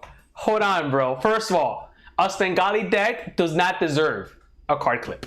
Let's be honest. Okay. Let's be honest, bro, okay? No, hang on. Let's be honest. I want to know your reasoning behind it. Because it's not a hype deck. It's not a hype deck, bro. Listen, I'm going to just choose a random deck from here. Hold on. He's grabbing anyone worldwide. Right here. Boom. Look at that. Bomb. Right here. That deserves a card clip. Anyone worldwide, blue checkerboards. I would like to point out two things. One, I can't see what you're doing. And two, you brought a deck of cards, so it doesn't deserve a card. Thank you. I'm out of this. Thank you. All right. There you go. Svengali deck, I could understand because that is a custom built deck that costs slightly more than a regular deck. No, you'd be surprised. I mean, that deck that Dan just pulled out as a $15 to $20 deck. Yeah. Yeah, but then again, I don't understand that. Yeah, that's another one. But to me, and I've had this argument with many people, it's like I just carry cards around me because I fidget with the playing cards. And I'm a fidgeter, so I just like to fidget with them. But here's the thing, and the part that I can't stand, you're fidgeting with playing cards in public doing the most loud sleights that you know. They're not just like playing around with their cards, doing passes, or just having a deck in their hands and doing this. They're doing this. You know? The problem is that like I've been that guy in like the place where I'm on my own, and I'm like, I'm just gonna pull out my cards, I'm just gonna do stuff, and people are gonna think, oh, he's cool. What's he doing with the cards? Been that guy. You said been that guy. Like I'm a mystery man. What's going on? Oh, he's doing some shuffles on the table. Oh, he's cutting cards in a weird way. And I'm sitting there thinking, man, people are like, oh, look at that cool guy. Maybe I'll go see if he's a magician. In reality, everyone's like, he would shut the fuck up. Try have a conversation. Yeah, you're right. But you said been that guy, so that was in the past. That's no longer the case. I used to be. When I went out, whenever I would go out to any place, including weddings and shit, I'd like, okay, deck of cards here, and like I got some gimmick I like, and I put it there. I used to like load myself up, and then what I'd find is I do fuck all. Because at some point I'd be like, oh yeah, I like magic. And I'm like, oh, that's cool. I like accounting. It's really satisfying. And you're like, what the fuck? That's not the response I wanted. I wanted you to say, show me a trick. And then I would show you some magic. And then I wouldn't stop showing you magic until we left 4 hours later. Yeah. And like sometimes it works that way. Sometimes you do get people like I've got a brother-in-law of mine who every time I see him, he's like, "Oh, show me a trick." I'm like, "You've fucking seen everything I do, like every single thing you've seen. I could show you a variant." And I show him a variant. He's like, "Oh, that's cool. It's like the other trick." I'm like, "Yeah, yeah, it is. You've fucking seen everything." Yeah. And when you kind of get to that point with someone, you suddenly find yourself going, "Shit, what am I doing?" Like now he asks to see a trick. I'm like, no, I don't have anything. He's like, really? I'm like, well, I've got something I'm working on. I might be able to show you in a few months. But at least like it gives him something to look forward to when I don't eventually do the trick for him. But right now, in the way that I look at magic, I rarely try and perform. Okay, I was gonna ask you that. I was gonna ask you actually the next question, which is as virginy as this may be, but this is a question that a lot of people tend to ask the younger crowd. But if somebody comes up to you and says, "Hey, show me something," what do you do? Like, what is it that you do in that case? Majority of the time, I'll do Garrett Thomas's ring thing. Okay. Because I'm married. Okay, so you always have the gimmick. So I've always got a ring on me. Like, it's, you know, the thing is, right, that thing is the one thing that whenever I show, people always want to see again. Regardless, like I'll go, look, there it is, I throw it in there, boom, it's back, and then I do this and all of that, and then I'm like, hey, let me show you a card trick, do this, and then I can do the best fucking card trick you've ever fucking seen. And I go, that's great, show me that ring. Yeah. Without that's it. Without it's every single time. And so it's all I do. I do that, and then I always finish it just by I just do a French drop. And I'm like, hold your hand out. Oh, it's gone. Never mind. I'm not married. What are you up to? Stuck's the suck. And that's it. That's literally all I do. Anything else I do, it tends to be, like I said before, for a reason. There has to be a reason I wanted to do it. There was, I knew I was coming on this, so I was like, there's a trick I want to do. Set that up. The same with like the voice acting. I'm like, I think that would be really cool. I want to do that, so I'll set that up. Yeah. No, but when it comes to that, I really do. I think that's kind of a young person mentality when it comes to getting into magic. Is what is it that you do when somebody asks you that? Because it really depends on the context. And I think that if you have one set thing that you do each and every single time, I really think that that's a disservice, because then you're not caring about the context. You don't care about the situation. You have this one thing that you just want to bust out, and that's not the way it works. It depends on the context. So, I mean, bro, I had a whole video dedicated to like a bunch of like finger tricks and shit you do with fingers, and people are like, what is this? This is garbage. Do them.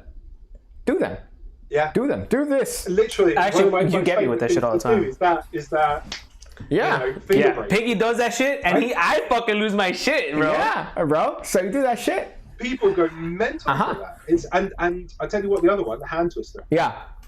On the floor, the twisting hand thing. The one where you do the... Okay. Yeah, you hit this thing like Damn, this. that's like a middle school throwback, dude. Yeah, they were Holy playing back in shit, the day. bro. It's so good, but the thing is, I suppose they're called classics for a reason, right? Like, Crazy Man's handcuffs. I don't know when that's never worked. No. That's when you have the rubber bands, and then you pull them together, you pull them apart. That's that. Okay. Again, yeah. It's every single time. The only time it never works is when there's someone there who knows how it works. And every time that's happened to me, they've just looked at me and been like, "It's a good trick." You know, it's like, and you're just like, "Well, all right." And then, but I like doing it where you put it on their fingers. Like, I get two people, I get their fingers like that. I put the band on it, and then I do it through them. And at that point, they're like gripping onto it. Like, oh, there's no way it's coming past this, and it comes past, and they lose their minds. It's such a good trick. But I think recently I had to look. I didn't have to, but I find myself thinking a lot about magic. Like more than I perform it, I think a lot about like, why am I doing this? That's important. That's important. Achieve with it. And I said this to someone recently, and I think it's quite valid, because when you ask someone, the majority of magicians, I would say, why do you do magic? What is it that you enjoy? I would say the median response is, oh, I love seeing like the reactions of people. I like the feeling I get watching these people with surprise and shit. And I think you have to take that answer out of the pool entirely and look at the ulterior motive for the real reason you're fucking doing magic, because that's the bog standard answer, and a lot of people will say that is the reason, but I think the real reasons come down to different things, and depending on the real reason depends on where you are in magic. Like, because for a lot of people the reason's money. I want to do it because I can earn money doing this thing. I enjoy it. I can earn money doing it. I like it that way, right? When I look at myself and that, I would always answer, oh, I like seeing the reactions of people, because I do. When I take that away, I have to actually look at myself brutally honestly and be like, what the fuck do I like about magic? And annoyingly, the answer is the mystery of it. And I wish I could go back to not knowing any magic.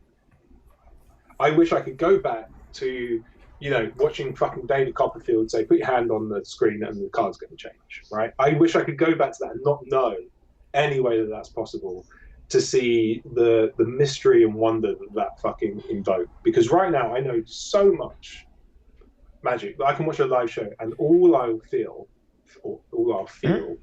is like, I know that, or I feel, oh, I'm bored. You're right. I know these things are doing, I know that. When you get fooled, it's like, oh, it's exciting. I don't know how this is done. And then you figure out how it's done. Yeah, the novelty. Yeah. It's the novelty, right? And I find a lot of what I tend to look for is developing mystery things. It's why I like stuff that's, I like to call magic adjacent. So like alternate reality games, for those who don't know, are like online games that take place like in the real world. So, like what? Can you give an example? Yeah, so imagine that one day a letter came through your doorstep and you opened it up and it was all in this weird cipher. And you took it, you researched online, you decoded the cipher and it went, help, I'm in trouble, please email me. And you emailed this person and they go, look, I'm really in trouble. If you visit this website, you'll find that they're actually putting biological agents into people's food, and you go to the website and you go, oh my god, what is this website? And you look at the source and you find there's a secret login link, and it's basically a game, but the game takes place in the real world, so it blurs the line between. Oh shit. So they did. There's loads of examples. So they did one for like the Arkham Knight. Was it Arkham Knight? No.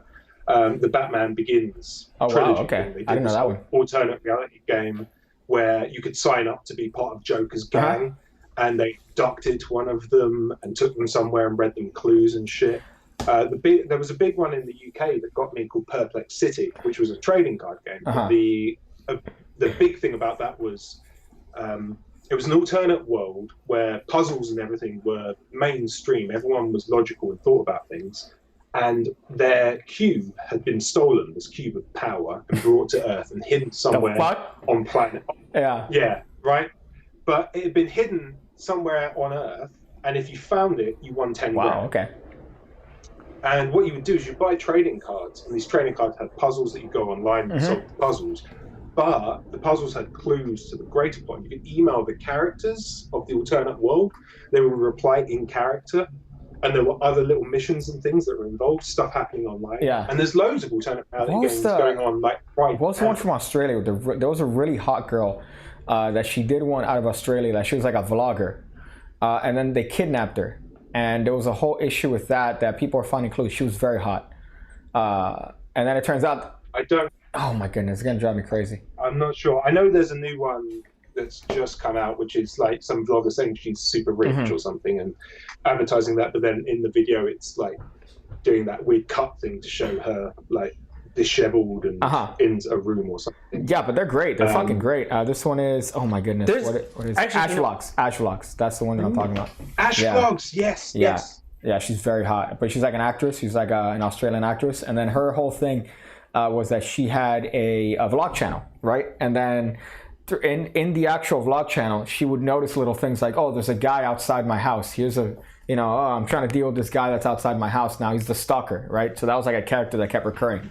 But in the description of her videos was the other angle. So the angle from the stalker guy showing, her recording him. In the description? In the description, yeah. So then they had another channel. And then it turns out that she gets kidnapped with her friend. And then it's a whole thing after us to find out what happened to her. She was so hot though, fuck. Well, one of the interesting things about that was that she was actually, I think story-wise, she was kidnapped like 3 months prior, and the killer or abductor was leaking these videos. Ooh, that's a good one. That had taken, as if they were recent, but not. Yeah, because it doesn't make sense. It doesn't make sense. How else would they have uploaded it? He had to upload it and edited it because it was like music and cues. Can we talk more about how hot she is? She's very hot. If you look her up, she's fairly attractive. She's like an actress. The first one they ever, the first one, I don't want to say it's the first one, but like when they did AI, the movie from years back, they did a big ARG around that, and it was one of the first of its kind, and they developed like this 6-month scenario of, okay, we've got this puzzle, this puzzle, this puzzle, this puzzle, this will lead into this, etc. And it involved like telephone boxes ringing at certain times and they'd have to send people to the telephone boxes to pick them up. And they reckoned, okay, this is going to take them about 6 months to, solve all the puzzles and do this. And it took them like 3 weeks. Wow. And then the crew were like, like, oh shit, we did not expect this crap. The virginity of people. Sorry, the virginity. It's incredible. Like the problem is getting involved.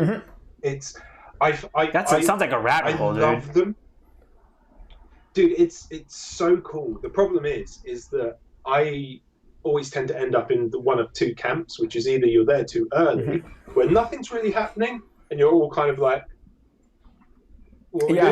or you come in too late, where you're like, hey, I just solved this puzzle. Like, dude, you solved that fucking 6 months ago. Now we're trying to work out who her killer is. We're like, what? She's dead.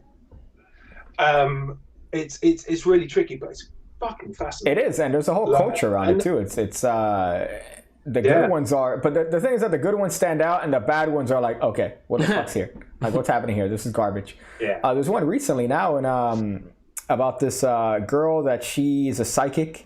I don't know if you've seen this one.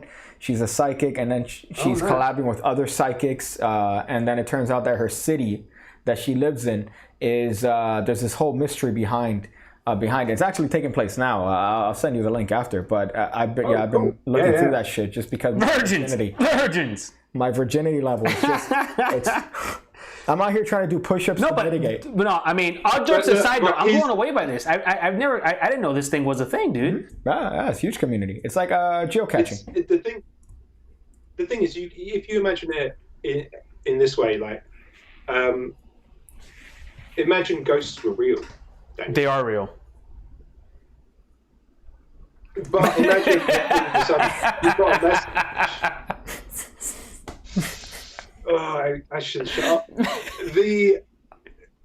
Imagine you got a message saying, "Oh, I'm dead, but my body still is not taken care of. Please find me." Yeah.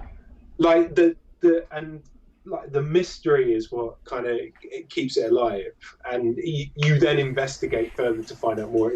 That's what I like about magic is the mystery of it, which is why I've tended more recently to go towards not necessarily tricks, but it's why I like the Jerks a lot, and his thing, because he would create an experience, which is a narrative of he's not necessarily doing a trick, but something magical's happening, and I like the idea of people getting on board with the fantasy of it all. And and the people who like magic tricks, I feel like, are also the people who, they like the fantasy of something not real. They're going to be the people who play video games to escape real life. They're the people who are going to read books to lose themselves in the stellar work that is Harry Potter. It's all about for me, it's all about losing yourself in some form of mystery. Like my goal with magic would be, or kind of my current goal would be to put on a short show that I also like horror a lot, and I want to do like a seance-y show in a remote location that ends badly. That's great. Yeah. That ends with, that I bring people in, like the first thing they see of me is being thrown through a door, and I'm like, oh, okay, let's go in. And it's all theatrical, and they sit down, and then shit starts happening, and I'm like, no, it's fine, don't worry. And then something happens, and I'm like, oh, okay, that's not actually part of the script. And then I go back to check on my, stooge, and they're not there. And I'm like, okay, there's been a technical hiccup. I just need you guys to leave. And then they try and leave, and the door's locked. Wow, that's a fucking tremendous idea. I came up with, and there was a thing that I wanted to do at Blackpool, because I really like escape rooms. And I came up with this idea a while ago. I've not had the balls to pull that off. But the idea would be that you bring people in a room, about 6 people, ideal number. You sit down, you bring this box out, and you're a magician, you're going to do a magic show. And the first thing you do is this Tinder trick, where you show pictures of women, and you're like, all I want you to do is swipe right, swipe left, whatever you want to do. And as they do, they're eliminating cards, basically. And the last card they pick, you turn it over, and it's a picture of a woman. You go, this is actually my current girlfriend. I met her on Tinder. You open the box, and it's a picture of her, and it's got bits of her stuff in. And then you start doing tricks with those things. So you pull out like a necklace, go, this is her necklace, don't tell her I've got it. Like, she's quite precious about this. And then you do a trick where that moves. And then you pull out some more photos, and you do some more tricks. But then the photos you're pulling out, like surveillance photos of the house. And then like the tricks that you're doing start getting a little bit more creepy. Like you're pulling out bits of her hair and smelling it and that's stuff. so good. And then you get to the end, and you go, so there's one final trick I really want to show you, but I can't have you tell people, so I need you to sign this NDA, if that's cool. So they all sign this NDA, and your attitude completely shifts. And you pull out this iPad, you put it on the table, you press play, and it's a live stream of a girl strung up by her neck with a guy on the thing, on like a axe with a rope or whatever. And you have 20 seconds to work. You have 2 minutes to work out the password. Goodbye. And you walk out the room. And they have to work out the passcode that saves the woman from being killed. That's fucking psycho shit, dude. From all the stuff that's on the table. And then the idea would be they put in the password, like he still hits the thing, but then you do the traditional magic thing of he suddenly appears there, and then she walks through the door where you currently are. And it's like, I'm fine, it's all a trick, don't worry. But the idea being that it sets you up for you just being this psycho fucking weirdo. That's some psychological shit, dude. That's fucking dope, bro. No, but the build up. Yeah, dude, that's fucking awesome.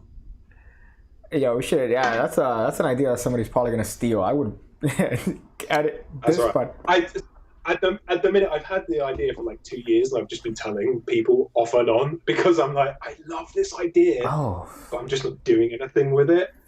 Like I'm sat on a bunch of these things where I'm just like, dude, I feel like this would be so gold, but it's finding the incentive and motivation as you go out and fucking do it. You know? Man, but that's still a fucking tremendous idea. I love what are these 20 people gonna steal? No, but I love the idea of that, and it's a disguised as it's a magic show disguised. Or sorry, it's magic is disguised there. That's what I'm trying to get at. It's not necessarily overt. Yeah. It's covert in a thing like, oh, swipe, it's this person, and then that leads into another thing with a necklace, and then it just builds upon a character. Like you're building a character. It's fucking brilliant. Holy fuck. I can't get over how fucking great that is. And then at the end, yeah, it's fucking tremendous. Wow, man. I really can't. I don't know how to deal with that, but I think that's fucking creepy. Tremendous. It's not creepy. It's so fucking. Well, the thing is, that's what I want. When I've described to people, I'm like, I want it to be like the first two tricks. You're like, oh, this is this dude, and he's like really loves his girlfriend. And by the third trick, you're kind of like, something's off. And then by like the coming up to the end, you're like, I don't know if they're actually dating. I think he's a weirdo. And then all of a sudden, like, for the whole thing, the whole attitude, the magician's got to be, oh, isn't she great? Oh, I love her so much. Oh, she's great. And then as soon as they all sign the NDA, you go, okay, guys. So this is where it starts. That's a fucking beautiful narrative. Like, that's a fucking... You need a great actor. Dude, if you're a serious actor and you know how to fucking, like, that would be fucking... I could imagine me being there and I'm like, oh, shit. Like, the guy changes his face and you're like, happening? Oh, shit. Yeah. Oh, shit. Yeah. You know what I mean? I thought about doing it as a pop-up in Blackpool. But then I get too drunk and can't do anything, so... You're just out there having, just getting hammered. I feel like that's the norm. You just come up with all these beautiful ideas, and then you get fucking trashed, and then you forget it. But just to delve on another point, not to hit the fucking nail on the head here, to keep berating magic, but I think that the problem is people want to learn tricks, but they don't realize that they should be the focus. So instead of the person remembering, this guy did this crazy thing, he put the rubber band through another one. I would rather people remember me than the trick itself. And if you're asking questions like, what trick do you do? That's the incorrect approach, because at the end of the day, it shouldn't matter, because they should remember you for what you did. Mm-hmm. Hey, pig cake, this guy fucking showed me this thing, and I mean, I can't remember it, but he killed me with this thing. I'd rather have that than... One of the best things I learned, actually, Daniel, name any playing cards. Oh, God damn it. Name any playing cards? And any playing card. 5 of hearts. 5 of hearts. Yes. Don't want to change your mind. I do not want to change my mind. Okay, so in this deck of cards, you can see they're all different, except for one. It's turned around, face down.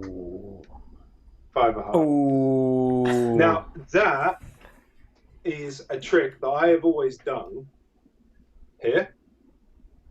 Always done it that way, because that's how it's taught to me. I went into a lecture with someone, can't remember the name, wasn't a minute. But they said to me, why is everyone doing it down here? Why aren't you doing it up by your face? Framing everything. So at the time that card is being turned face down and around, your face is in view. So when you turn it around, it's right next to your face. Doc Hilson. Oh, Hilford. Okay. Hilford. Yeah. I was about to mention that exactly. I I didn't like everyone. I've been performing that. Just okay, here we go, and then okay, I know the thing, and then I'll separate, and then up here you've got so many advantages. One of which being your face is in frame, so they remember your face. The second being don't need any memory work. You just look for the thing. Right? Like it's insane, and I there is that whole thing in the marketing of magic, Oh, I saw this magician. Who was he? But I have seen it done super badly or cringy. Yeah. There is a magician who repeats his name throughout the trick. Bill Malone. Bill Malone. But what? That's almost better than the deal I've seen. Oh yeah? Wow. No, Bill Malone. I like it. I like it though because he adds like a humorous touch. It isn't like a serious magician going like, we're gonna say the magic word, pig cake, and your card comes to the. But I was gonna tell you right now. Somebody said pig cake always makes fun of this framing. There's a threshold. If you're doing this right and you're spreading the cards this way, and you're doing this, that's fine. But if you're doing this, like okay, so you pick the card and you pick the card, right? Is that your card? And is that your card? Like you should be shot. Perfect. You should be shot. Perfect. So there's a threshold and there's a limit. Like if you're doing it conservatively, I would say with the subtle that your face is in frame. Okay, but if you're like, hey, so here's a card trick. That's your card, and then this is the card that you picked earlier. Elephant ears. I hope your kids get kidnapped. At that point, to be honest. Yeah. Well, to be fair, if their kids get kidnapped, they've been looking into ARGs. They'll know how to solve all the puzzles. That's the greatest part. We're training them to essentially do that, or to go through these. Yeah. But that was another thing I was going to tell you about. I really hope you do edit that ACAN video because that's definitely one of these things. I definitely want to do it in the next few weeks. The thing is, like, I feel like with the whole Corona lockdown, that I should be producing more content. But the problem for me is I'm doing the same amount of work just at home that I'm normally doing. So it's like, fuck, it looks like I shouldn't be doing anything. And I should be producing more, but I am still working. Yeah, so it's like, that's most people. Most people right now, they're doing just the same shit, dealing with the same bullshit, but now Zoom. So it's even worse. Because now giving all information to China. Yeah, that was Dude, one.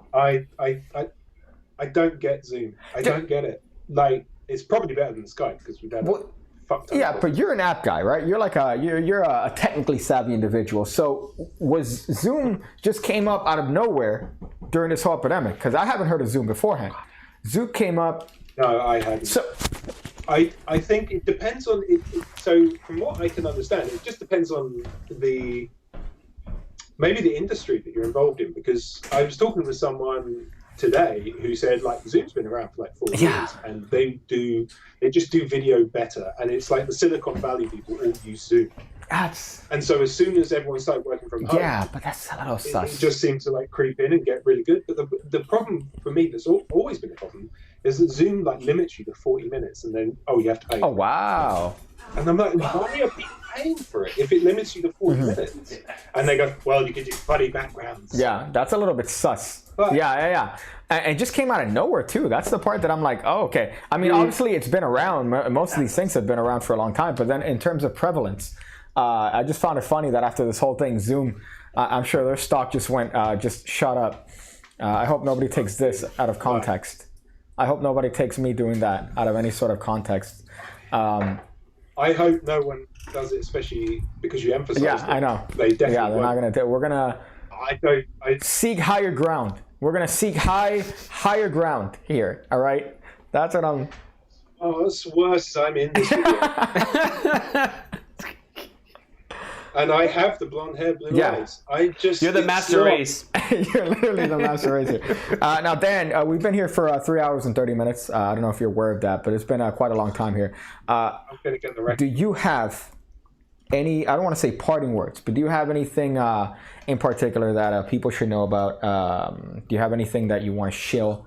Do you have anything that, no, apart from not really. Your channel, which is criminally underrated? And it's fantastic Big content. Cake Card Academy. Oh, hey, what's up? Your boy's out here, man. Your boy's out here producing. I put a little bit of a tutorial there recently for a move. A little bit of one of these moves. The guy's such a One of shiller. that. Obviously, that's the exposed view. But yeah, no, thank you for that. Shilling my own shit here. You give this guy 2 seconds, Dan, and he just goes all out, bro. He goes all out, bro. I'm a shiller, man. I don't know what to talk about. What's that guy that you were talking about the other day who's always Greg fucking Rostami. who always fucking Oh, Greg. God. It's like, hey, Greg, I really appreciate your work. I love Inject. I have it. Oh, but have you seen at Realist? Look, let me show you. Name a celebrity. I need to go take a shit, Greg. I don't know. No, it's quick. Just name a celebrity. Go ahead. Oh, Brad Pitt. Okay, perfect. 13 minutes later. And then 13 minutes later, I bought it. I bought his webinar for $80. I have Inject 2. I've committed to Inject 3. Dude, if Greg Rostami followed Paul Vu Academy, he'd be minted. Just money. I'm sure he already has. I mean, okay, there you go. Oh, that was a horrible fucking He dropped name. money. I don't know. You can't see Daniel, but he dropped money with that. But with that being said, Dan, I think we do have to end this stream. And as far as people that are watching this, you have a channel. The link is in the description below. And I do, again, feel that your channel is criminally underrated. You're one of those people that it's content over anything else. And I love the fact that you're able to do what you do honestly, you know, and it's not one of these things that is going to have I don't think it's, unfortunately, it's like magic drama or magic news or trying to present stuff honestly. It's not going to resound. It's not going to like resonate in people. Yeah. You know? I plan on keeping doing it as long as I'm enjoying it, and I'm enjoying it. I'm fucking and enjoying I'm meeting loads. Of That's the people important doing part. it, and you know, yeah, there could be other stuff that comes in the future from it, you know. But right now, just it's nice, it's fun. As much as some of it is, I don't know the right word. It's like some of it is a bit encroaching on like personal life time. Yeah, I feel like You Yeah, know, but you're like, married, bro. It's okay. magic flick thing. Well, no, more like mental health. So if I have to go through fucking legal documents of magic flicks and be like, oh, I'm out. But, you know, there are certain parts of it which I just go, I'm not getting involved. But yeah, so long as I can enjoy it and like it's actually interesting to people, then I'll hopefully keep doing it. Yeah, and I hope so. And I want to do like the comedy stuff and other bits that I enjoy. So it's just about finding time, really. But yeah, I do really appreciate all the assistance you've given to me. I'm pretty sure that 90% of my audience can follow you. I don't know about that. So I do appreciate that. I'm just glad to throw anyone, man, because I just feel like a lot more people need to see this, just in a sense of, obviously you put time in your content, but it's just the fucking best. Like, I really don't look at anything magic related on anywhere else, and your stuff is really the only one that I watch. Just for the sake of, I fucking hate, I hate looking at magicians. But if you're presenting it in a way like you do, I just can't help but to watch it. You know, just me personally. Oh, I appreciate that. And also the reason why I'm trying to push the stream on end is because I want to ask you some stuff on the low here that I don't think we could talk about on stream. Oh, right. I see. So as far as that, thank you guys for joining. All right, thank you guys for doing this and joining us here on this lovely channel. What are you fucking nodding at? What? Okay, we're gonna be here next Wednesday. I don't think we have a guest per se, but we might have a couple people in mind. But next Wednesday, make sure to join us there and check hamradio.show, where the uploads will be put there along with the audio versions if you for some reason don't like seeing our lovely faces. So once again, thank you guys for joining, and neuter your pets. Blink twice when you want me to do the thing, okay? Just like, give me the sign. Make it clear.